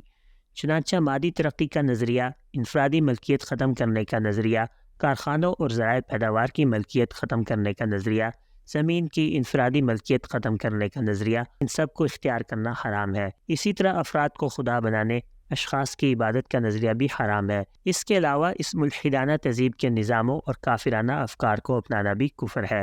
یہ مکمل طور پر اسلام کے خلاف ہیں۔ اب ہم پھر جمہوریت کی طرف آتے ہیں تاکہ اسلام کے ساتھ اس کے مکمل تضاد کو بیان کریں۔ جمہوریت اسلام کے ساتھ اپنے مصدر، اپنے عقیدے، اپنے اساس، اپنے افکار اور اپنے نظام و الغرض ہر لحاظ سے متصادم ہے۔ جمہوریت کا منبع انسان ہے۔ اس میں صرف عقل ہی کسی عمل کے اچھے یا برے ہونے کا فیصلہ کرتی ہے۔ اس کے بانی یورپ کے وہ فلاسفر اور مفکرین ہیں جو یورپ میں بادشاہوں اور عوام کے درمیان خوفناک فکری جنگ کے بعد ابھر کر سامنے آئے۔ چنانچہ جمہوریت انسان کا بنایا ہوا نظام ہے، اس میں حکمران انسانی عقل ہے، اور اسلام اس کے بالکل برخلاف اللہ تعالیٰ کی وحی پر مبنی ہے جو اللہ تعالیٰ نے محمد صلی اللہ علیہ وسلم کی طرف نازل فرمائی۔ وَمَا يَنطِقُ عَنِ الْهَوَىٰ إِنْ هُوَ إِلَّا وَحْيٌ يُوحَىٰ، سورہ نجم آیت نمبر 3-4۔ محمد صلی اللہ علیہ وسلم اپنی خواہشات سے نہیں بولتے، یہ تو صرف وحی ہے جو ان کی طرف آتی ہے۔ اِنَّا أَنزَلْنَاهُ فِي لَيْلَةِ الْقَدْرِ، سورہ قدر آیت نمبر 1۔ بے شک ہم نے اس قرآن کو لیلۃ القدر میں نازل کیا۔ حکم صادر کرنے کے لیے اسلام میں جس چیز کی طرف رجوع کیا جاتا ہے وہ اللہ تعالیٰ کی ذات یعنی اس کی شریعت ہے، نہ کہ عقل، کیونکہ عقل اللہ تعالیٰ کے نازل کردہ احکامات کو سمجھنے سے قاصر ہے۔ ارشاد ہے، ان الحکم الا للہ، حکم تو صرف اللہ تعالیٰ کا ہے، سورہ یوسف آیت نمبر 67۔ اور فرمایا، فَإِن تَنَازَعْتُمْ فِي شَيْءٍ فَرُدُّوهُ إِلَى اللَّهِ وَالرَّسُولِ، اگر کسی چیز میں تمہارے درمیان تنازع کھڑا ہو تو اس کو اللہ اور رسول صلی اللہ علیہ وسلم کی طرف لوٹا دو، سورہ نساء آیت نمبر 59۔ اور فرمایا، وَمَا اخْتَلَفْتُمْ فِيهِ مِنْ شَيْءٍ فَحُكْمُهُ إِلَى اللَّهِ، سورہ شورى آیت نمبر 10۔ اگر تم کسی بات میں اختلاف کرو تو اس کا فیصلہ اللہ پر ہے۔ جس عقیدے سے جمہوریت نکلی ہے وہ دین کا دنیاوی امور اور ریاست سے علیحدگی کا عقیدہ ہے۔ یہ عقیدہ اس سمجھوتے پر مبنی ہے جو عیسائیوں میں سے دینی لوگوں، رجال دین، جنہیں بادشاہوں اور قیصروں نے زیر دست بنایا ہوا تھا اور عوام کا استحصال کرنے، ان پر ظلم کے پہاڑ توڑنے اور ان کا خون چوسنے کے لیے ذریعہ بنایا ہوا تھا، اور جو چاہتے تھے کہ ہر چیز دین کے نام پر ان کے قبضے میں ہو، اور ان فلاسفر اور مفکرین کے درمیان ہوا تھا جو دین اور رجال دین کے اقتدار کے ممکن تھے۔ اگرچہ اس عقیدے نے دین کے وجود کا انکار تو نہیں کیا، لیکن زندگی اور ریاست میں اس کے کردار کو معطل کر کے رکھ دیا، جس کے نتیجے میں انسان نے اپنے لیے خود نظام وضع کیا۔ یہ عقیدہ ہی وہ فکری عقیدہ ہے جس پر مغرب نے اپنے افکار کی بنیاد رکھی اور اسی سے ان کا نظام نکالا۔ اس کی بنیاد پر انہوں نے اپنے فکری رخ اور زندگی کے بارے میں اپنے نقطۂ نظر کا تعین کیا اور اسی سے جمہوری نظام وجود میں آیا۔ اسلامی نظام اس کے بالکل برعکس ہے، کیونکہ وہ اس اسلامی عقیدے پر مبنی ہے جو زندگی اور ریاست کے تمام معاملات کو اللہ تعالیٰ کے اوامر و نواہی کے مطابق چلانے کو فرض قرار دیتا ہے، یعنی ان احکام شریعہ کے مطابق جو اس عقیدے پر مبنی ہے۔ انسان اپنا نظام خود نہیں بنا سکتا اس پر صرف یہ فرض ہے کہ وہ اللہ تعالیٰ کے بنائے ہوئے نظام پر چلے۔ اسی عقیدے کی بنیاد پر اسلامی تہذیب قائم ہے اور زندگی کے بارے میں اس کا نقطہ نظر بھی اسی بنیاد پر ہے۔ جمہوریت جس اساس پر قائم ہے اس کے دو افکار ہیں، ایک حاکمیت اعلیٰ عوام کی ہے، دو قوت کا سرچشمہ عوام ہے۔ جمہوریت کی روح سے عوام خود اپنے ارادوں کے مالک ہیں، بادشاہ اور قیصر نہیں، اور عوام اپنے ارادے خود نافذ کریں گے۔ بالادست اور اپنے ارادے کا مالک ہونے کی وجہ سے ان کو قانون سازی کا حق حاصل ہے، چنانچہ وہ ایسے قوانین بنائیں گے جو تمام عوام کی خواہشات کی عکاسی کرتے ہوں۔ وہ قانون سازی کے لیے اپنے نمائندے منتخب کریں گے جو ان کی نمائندگی کرتے ہوئے قوانین بنائیں گے۔ عوام جو دستور، جو نظام، جو قانون بھی بنانا چاہیں بنا سکتے ہیں۔ اس طرح جس دستور، نظام اور قانون کو اپنی مصلحت کے تحت ختم کرنا چاہیں کر سکتے ہیں۔ عوام شاہی حکومتی نظام کو جمہوریت میں اور جمہوریت کو بادشاہی نظام میں بدل سکتے ہیں۔ اسی طرح وہ جمہوریت میں صدارتی نظام کو پارلیمانی نظام سے اور پارلیمانی کو صدارتی نظام میں تبدیل کر سکتے ہیں، جیسا کہ فرانس، اٹلی، اسپین اور یونان میں ہوا، یعنی شہنشاہیت کو جمہوریت میں اور جمہوریت کو شہنشاہیت میں تبدیل کیا گیا۔ اسی طرح وہ اقتصادی نظام کو سرمایہ داری سے اشتراکیت میں یا اشتراکیت کو سرمایہ داری نظام میں تبدیل کر سکتے ہیں۔ انہوں نے اپنے نمائندوں کے ذریعے یہ قانون بھی بنوایا کہ دین کو تبدیل کیا جا سکتا ہے یا چھوڑا جا سکتا ہے۔ اسی طرح قانون کی روح سے زنا اور لواطت بھی جائز ہیں، حتیٰ کہ ان کاموں کو بطور پیشہ اختیار کیا جا سکتا ہے۔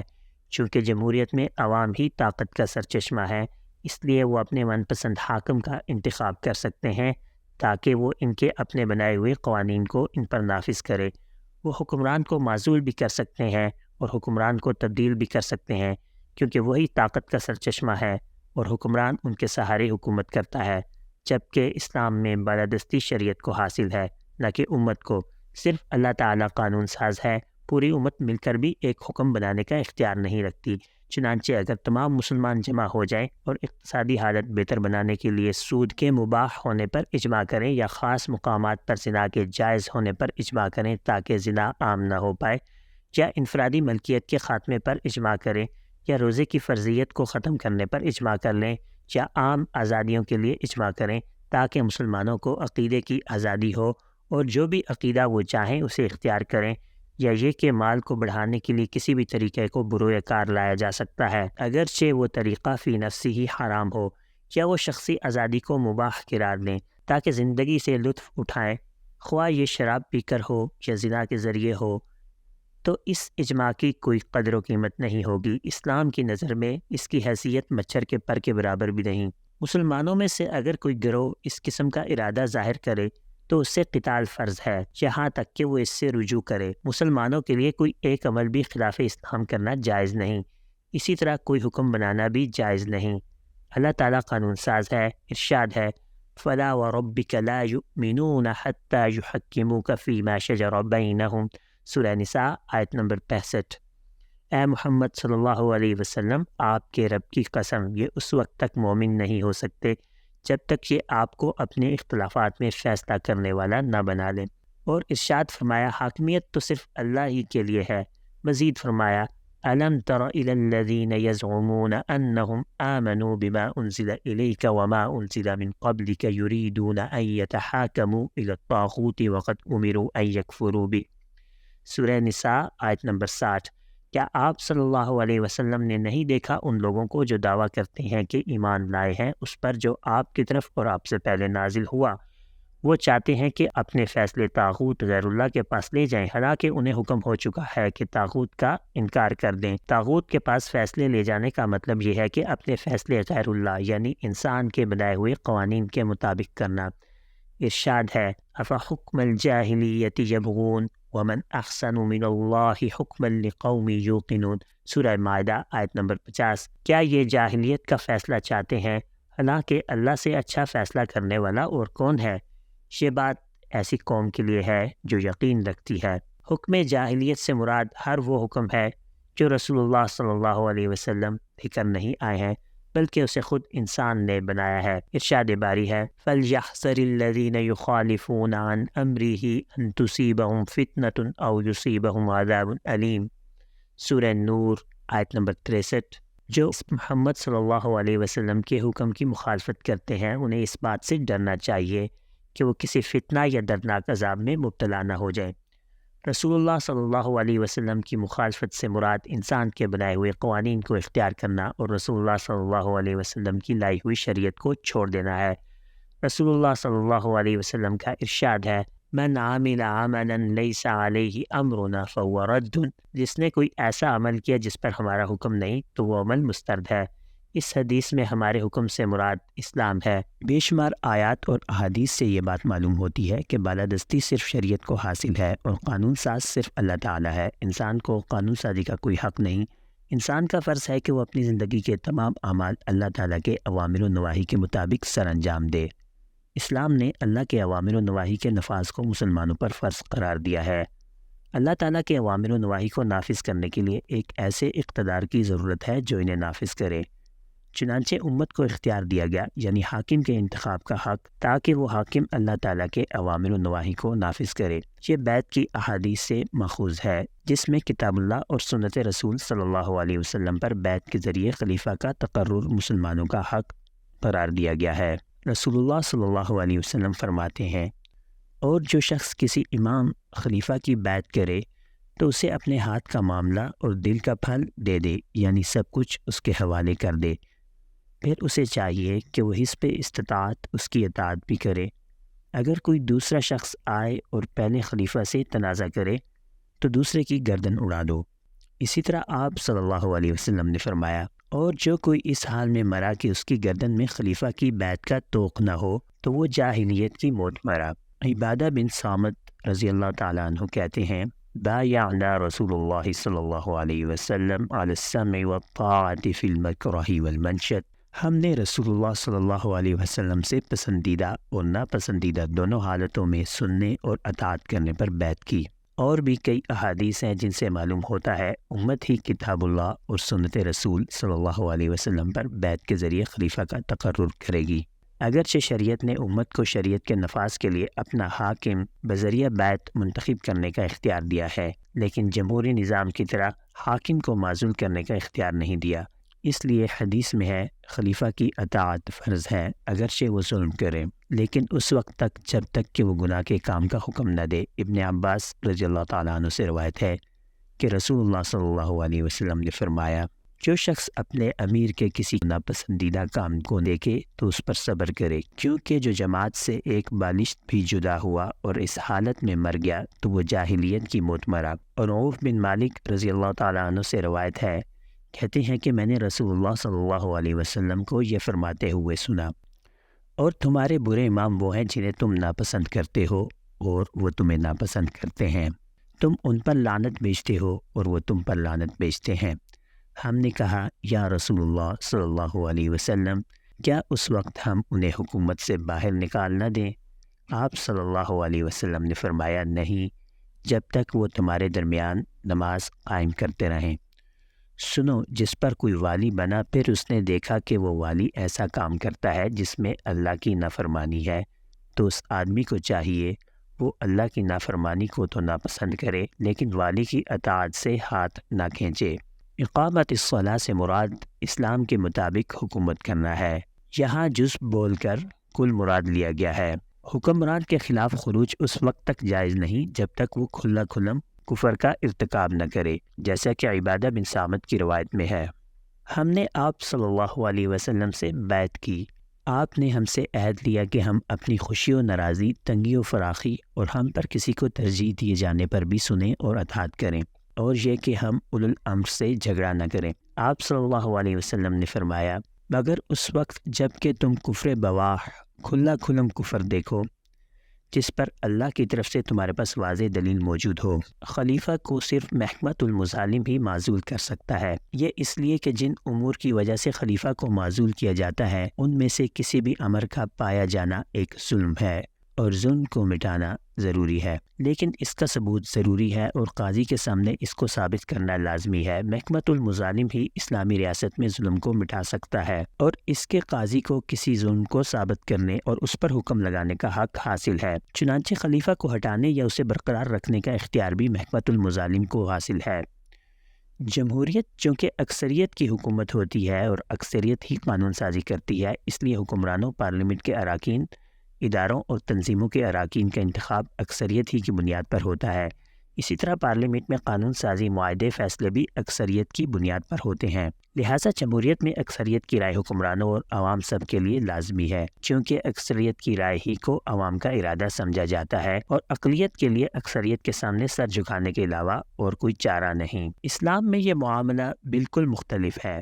اسلام میں قانون سازی کی بنیاد اکثریت یا اقلیت نہیں بلکہ شرعی نصوص ہے، کیونکہ قانون ساز صرف اللہ ہے، نہ کہ امت، اور احکام کو اختیار کرنے اور ان کو نافذ کرنے کا اختیار صرف خلیفہ کو ہے۔ خلیفہ احکامات کو شرعی نصوص یعنی کتاب اللہ اور سنت رسول صلی اللہ علیہ وسلم سے اجتہاد کے ذریعے قوی ترین دلیل کی بنیاد پر اختیار کرتا ہے۔ خلیفہ کے لیے احکامات میں سے کسی حکم کو نافذ کرنے کے لیے مجلس امت کی رائے لینا جائز ہے، لیکن ضروری نہیں، کیونکہ خلفائے راشدین کسی حکم کو اختیار کرتے وقت صحابہ کی طرف سے ان کی رائے کو معلوم کرنے کے لیے رجوع کیا کرتے تھے، جیسا کہ عمر بن خطاب رضی اللہ عنہ نے شام، مصر اور عراق کی مفتوحہ اراضی کے بارے میں حکم لگانے کے لیے مسلمانوں سے رائے لی۔ اس لیے خلیفہ احکامات کی تبلیغ کے لیے مجلس امت کی طرف رجوع کرے تو مجلس امت کی رائے اس کے لیے لازم نہیں، اگرچہ یہ اجتماعی یا اکثریتی رائے ہو، کیونکہ رسول اللہ صلی اللہ علیہ وسلم نے صلح حدیبیہ میں اعتراض کرنے والے مسلمانوں کی رائے کو نہیں اپنایا، حالانکہ وہ اکثریت میں تھے، اور معاہدہ کر ڈالا۔ ارشاد فرمایا، میں اللہ کا بندہ اور اس کا رسول ہوں، میں ہرگز اس کے حکم کی مخالفت نہیں کروں گا۔ اور صحابہ کا بھی اس بات پر اجماع ہے کہ امام خلیفہ متعین احکام اختیار کر سکتا ہے اور ان پر عمل کا حکم دے سکتا ہے، اور مسلمانوں پر اپنی آراء کو چھوڑ کر خلیفہ کے حکم پر چلنا فرض ہے۔ اسی سے مشہور قواعد بنے ہیں: امر الامام یرفع الخلاف، امام کا حکم اختلاف کو ختم کرتا ہے۔ امر الامام نافذ ظاہرا و باطنا، امام کا حکم ظاہری اور باطنی طور پر نافذ ہوتا ہے۔ للسلطان ان یحدث من العقدہ بقدر ما یحدث من مشکلات، سلطان نئے مسائل کے لیے بقدر ضرورت نیا حل تلاش کرتا ہے۔ اللہ تعالیٰ نے اولی الامر کی اطاعت کا حکم دیا ہے، ارشاد ہے: اطیعوا اللہ و اطیعوا الرسول و اولی الامر منکم، سورہ نساء آیت نمبر 59۔ اللہ اور رسول صلی اللہ علیہ وسلم کی اطاعت کرو اور اپنے میں سے اولی الامر کی بھی، اور یہاں اولی الامر سے مراد حکام ہیں۔ فنی اور فکری امور سے متعلق قوانین میں تجربے، سوچ اور غور و فکر ضروری ہے، اس لیے اس میں درست رائے کا اعتبار ہوگا، اکثریت اور اقلیت کو نہیں دیکھا جائے گا۔ چنانچہ اس معاملے میں ماہرین فن کی طرف رجوع کیا جائے گا، فوجی امور میں فوجی ماہرین، فقہی امور میں فقہاء اور مجتہدین، طبی امور میں طب کے ماہرین، انجینئرنگ میں ماہر انجینئرز، اور فکری امور میں مفکرین کی طرف رجوع کیا جائے گا۔ علی ہذہ القیاس، ان جیسے امور میں رائے اور فکر کی درستی کا اعتبار ہوگا، اکثریت کا نہیں۔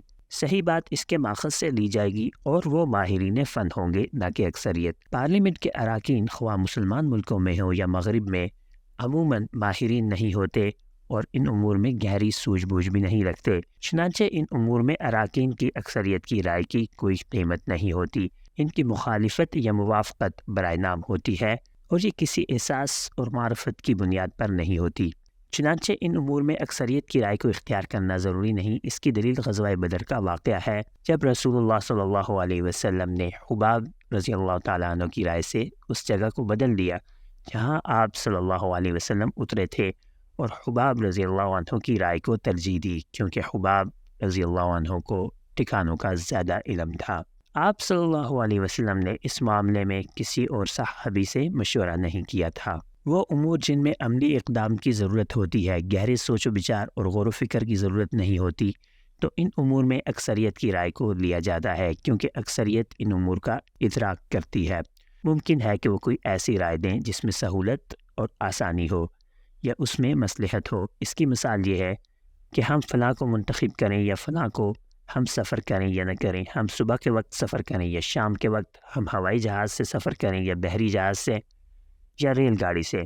ان جیسے امور کو ہر انسان جانتا ہے، اس لیے اس میں کوئی بھی اچھی رائے دے سکتا ہے، بس اس میں اکثریت کی رائے کا اعتبار ہوگا اور اکثریت کی رائے ہی کو لیا جائے گا۔ اس کی دلیل غزوہ احد کا واقعہ ہے۔ رسول اللہ صلی اللہ علیہ وسلم اور بڑے صحابہ کی رائے تھی کہ مدینے سے نہ نکلا جائے، جبکہ اکثریت خصوصاً جوان صحابہ رضی اللہ عنہم کی رائے تھی کہ باہر نکل کر قریش کا مقابلہ کیا جائے۔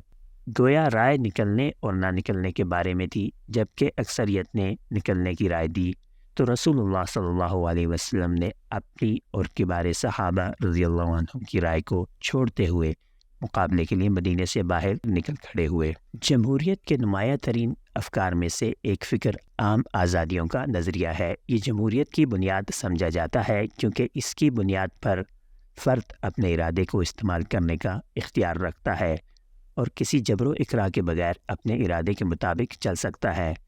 اس نظریے کے مطابق جب تک عوام کے تمام افراد کو خوب عام آزادی نہ دی جائے، اس وقت تک وہ اپنا عمومی ارادہ ظاہر نہیں کر سکتے۔ فرد کی آزادی جمہوری نظام میں ایک مقدس چیز ہے، لہٰذا فرد یا ریاست اس آزادی کو ختم نہیں کر سکتے۔ چنانچہ سرمایہ دارانہ جمہوری نظام انفرادیت کا نظام سمجھا جاتا ہے۔ عام آزادیوں کی حفاظت کو ریاست کی اہم ذمہ داریوں میں شمار کیا جاتا ہے۔ جمہوریت کی عام آزادیوں سے مراد استعماریت کا شکار قوموں کو ان استعماری قوت سے آزادی دلانا نہیں جو ان قوموں کی دولت سمیٹتی ہیں اور ان کی پیداوار چھینتی ہیں، کیونکہ استعماریت کا نظریہ بھی جمہوریت کی عام آزادیوں کے نظریات کا نتیجہ ہے۔ ان عام آزادیوں کا مطلب غلامی سے آزادی دلانا اور گردن چھڑانا نہیں، کیونکہ آج ایسی غلامی کا وجود اس دنیا میں باقی نہیں رہا۔ عام آزادیوں سے 4 آزادیاں مراد ہیں۔ نمبر 1 عقیدے کی آزادی، نمبر 2 آزادی رائے، نمبر 3 ملکیت کی آزادی، نمبر 4 شخصی آزادی۔ اسلام میں ان 4 قسم کی آزادیوں کا کوئی وجود نہیں، کیونکہ ایک مسلمان اپنے تمام اعمال میں احکام شریعت کا پابند ہے۔ وہ کسی عمل میں آزاد نہیں اور نہ اسلام میں آزادی ہے۔ اسلام میں صرف غلام کی غلامی سے آزادی ہے اور یہ غلامی بھی بہت عرصہ سے ختم ہو چکی ہے۔ یہ 4 آزادیاں اسلامی احکامات کے سراسر خلاف ہیں۔ ان کی وضاحت کچھ اس طرح سے ہے۔ عقیدے کی آزادی کا مطلب یہ ہے کہ انسان جس قسم کا عقیدہ رکھنا چاہے رکھ سکتا ہے اور جو دین وہ اپنے لیے پسند کرے اختیار کر لے۔ اسی طرح وہ اپنے پہلے عقیدے اور دین کو چھوڑ کر نیا عقیدہ اور دین بھی اختیار کر سکتا ہے اور دین کو ترک بھی کر سکتا ہے۔ اس میں اس پر کسی قسم کا جبر نہیں ہوگا۔ تو گویا ایک مسلمان عیسائی یا یہودی بن سکتا ہے، بدھ مت کو اختیار کر سکتا ہے، یا اس آزادی کے نتیجے میں کمیونسٹ بھی بن سکتا ہے، لیکن ریاست اسے منع نہیں کر سکتی۔ جبکہ اسلام اسلامی عقیدے کو چھوڑنے، یہودی، عیسائی، بدھ مت، کمیونزم یا سرمایہ دارانہ عقیدہ اپنانے کو حرام قرار دیتا ہے۔ جو شخص اسلام سے مرتد ہو جائے تو اسے توبہ کرنے کے لیے کہا جائے گا۔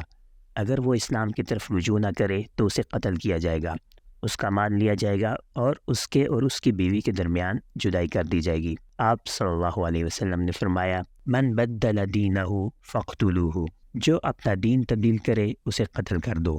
اگر مرتدین ایک جماعت کی شکل اختیار کریں اور اپنے ارتداد پر اصرار کریں تو ان سے جنگ کی جائے گی تاکہ وہ یا تو اسلام کی طرف لوٹ آئیں یا ان کی روک تھام کر دی جائے۔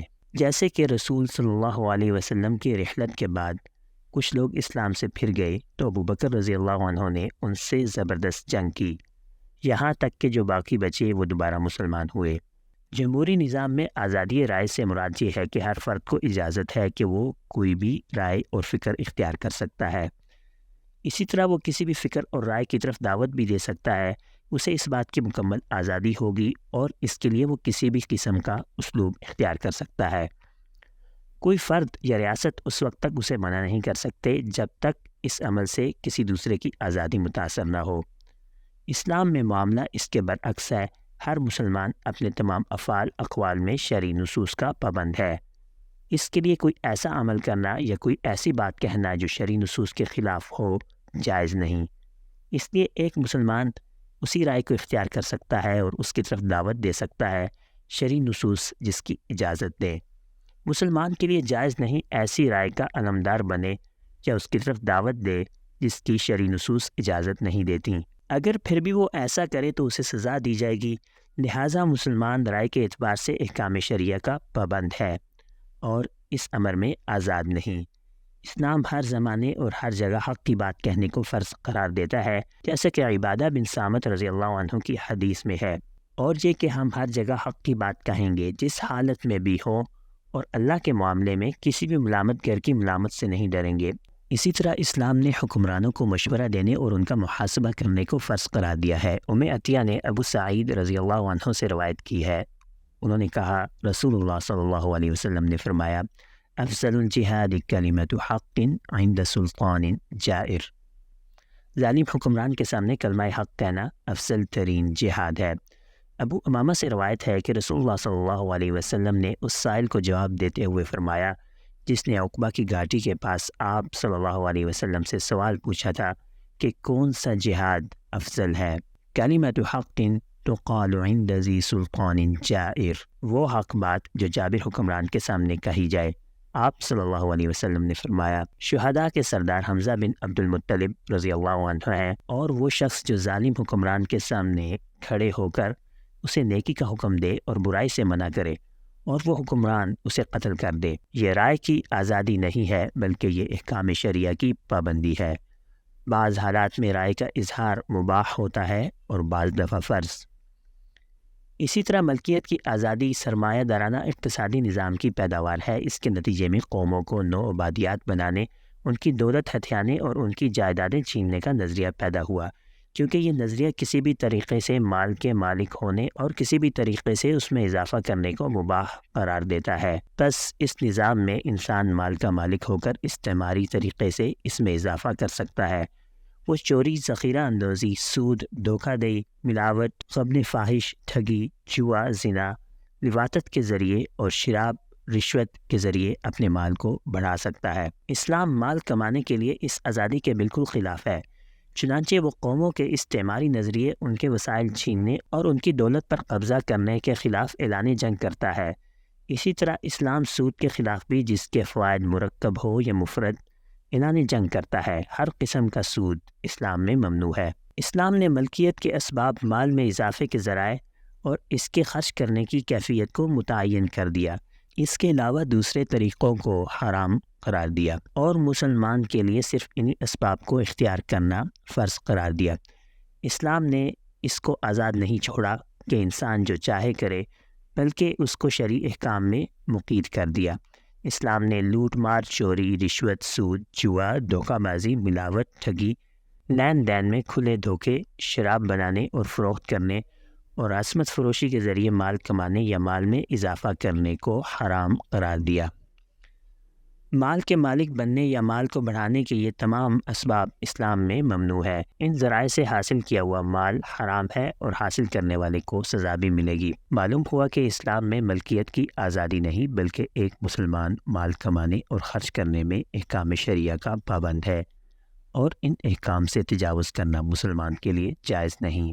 اسی طرح شخصی آزادی کا مطلب یہ ہے کہ انسان ہر پابندی سے آزاد ہے، وہ ہر روحانی، اخلاقی اور انسانی قدر سے آزاد ہے۔ یہ خاندان کو توڑنے، اس کے ڈھانچے اور بندھن کو کھول دینے والی آزادی ہے۔ اس کے نتیجے میں زبردست گمراہی کا ارتکاب کیا جاتا ہے اور محرمات کو مباح کر لیا جاتا ہے، اور اسی آزادی نے مغربی معاشروں کو حیوانی معاشروں میں بدل دیا ہے، جسے دیکھ کر ہی انسان کا سر شرم سے جھک جاتا ہے۔ اس آزادی نے انسان کو یہ حق دیا کہ وہ اپنی شخصی اور ذاتی زندگی میں جو بھی پسند کرے اسے اختیار کر لے، اور اسے اختیار کرنے میں وہ مکمل طور پر آزاد ہے۔ ریاست یا کوئی اور اسے روکنے کا حق نہیں رکھتا۔ اس آزادی نے زنا، لواطت، ہم جنس پرستی، شراب نوشی، عریانی، الغرض کے ہر برے کام کو جائز قرار دیا۔ اسلام اس آزادی کا سخت مخالف ہے۔ اسلام میں کوئی شخصی آزادی نہیں۔ مسلمان اپنے تمام اعمال میں اللہ کے اوامر و نواہی کا پابند ہے، اس لیے کوئی ایسا کام کرنا حرام ہے جسے اللہ تعالیٰ نے حرام قرار دیا ہو۔ لہٰذا کوئی حرام کام کا ارتکاب کرتا ہے تو وہ سخت گنہگار ہے اور اسے سزا دی جائے گی۔ اسلام نے زنا، اغلام بازی، ہم جنس پرستی، شراب نوشی، عریانی وغیرہ کو حرام قرار دیا ہے اور ان پر سخت سزا مقرر ہے۔ اسلام نے اعلیٰ اخلاق اپنانے اور اچھی خصلتیں اختیار کرنے کا حکم دیا ہے، اور اسلامی معاشرہ کو پاکیزگی اور پاک دامنی کا معاشرہ اور بلند اقدار کا معاشرہ بنایا ہے۔ مذکورہ تفصیل سے معلوم ہو گیا کہ مغربی تہذیب، مغربی اقدار، مغربی نقطۂ نظر، مغربی جمہوریت اور عام آزادیاں اسلامی احکامات سے کلی طور پر متصادم ہیں۔ یہ کفریہ افکار، کفریہ تہذیب، کفریہ نظام، کفریہ قوانین ہے۔ یہ کہنا انتہائی جہالت اور گمراہی ہے کہ اسلام میں جمہوریت ہے اور شورا اسی کا نام ہے، اور جمہوریت امر بالمعروف و نہی عن المنکر ہی ہے، اور جمہوریت حکمرانوں کا محاسبہ ہے، شورا امر بالمعروف و نہی عن المنکر اور حکام کا محاسبہ ہے۔ یہ سب احکام شریعہ ہیں جنہیں اللہ تعالیٰ نے مقرر کیا ہے، اور مسلمانوں کو ان پر کار بند رہنے کا حکم ہے۔ جمہوریت کوئی حکم شرعی نہیں، یہ اللہ تعالیٰ کی نازل کردہ نہیں، بلکہ اسے خود انسان نے وضع کیا ہے۔ یہ شورا سے بالکل مختلف ہے، کیونکہ شورا رائے کا اظہار ہے، جبکہ جمہوریت زندگی کے بارے میں ایک نقطہ نظر ہے۔ یہ دستوروں، نظاموں اور قوانین کی قانون سازی ہے، جسے انسان اپنی عقل سے وضع کرتا ہے۔ عقل ہی کی بنیاد پر اپنے مفادات کے لیے اس کی قانون سازی کی جاتی ہے، اور وحی کا اس کے ساتھ کوئی تعلق نہیں۔ اس لیے مسلمانوں کے لیے جمہوریت کو اختیار کرنا، اس کی طرف دعوت دینا، اس کی بنیاد پر جماعتیں بنانا، زندگی کے بارے میں اس کے نقطۂ نظر کو اپنانا، اسے نافذ کرنا، اسے دستوروں اور قوانین کے لیے بنیاد بنانا، اسے قوانین اور دستوروں کا مصدر بنانا، اور تعلیم یا تعلیمی مقاصد کی بنیاد بنانا بالکل حرام ہے۔ یہ نجس ہے، اس کو جڑ سے اکھاڑ پھینکنا مسلمانوں پر فرض ہے۔ یہ طاغوت ہے اور کفریہ افکار کا مجموعہ ہے۔ یہ کفریہ نظام اور قوانین کا مجموعہ ہے، اس کا اسلام سے کوئی تعلق نہیں۔ مسلمانوں پر اسلام کو زندگی، ریاست اور معاشرے میں مکمل طور پر نافذ کرنا فرض ہے۔ وَمَن يُشَاقِقِ الرَّسُولَ مِن بَعْدِ مَا تَبَيَّنَ لَهُ الْهُدَى وَيَتَّبِعْ غَيْرَ سَبِيلِ الْمُؤْمِنِينَ نُوَلِّهِ مَا تَوَلَّى وَنُصْلِهِ جَهَنَّمَ وَسَاءَتْ مَصِيرًا۔ سورہ نساء آیت نمبر 115۔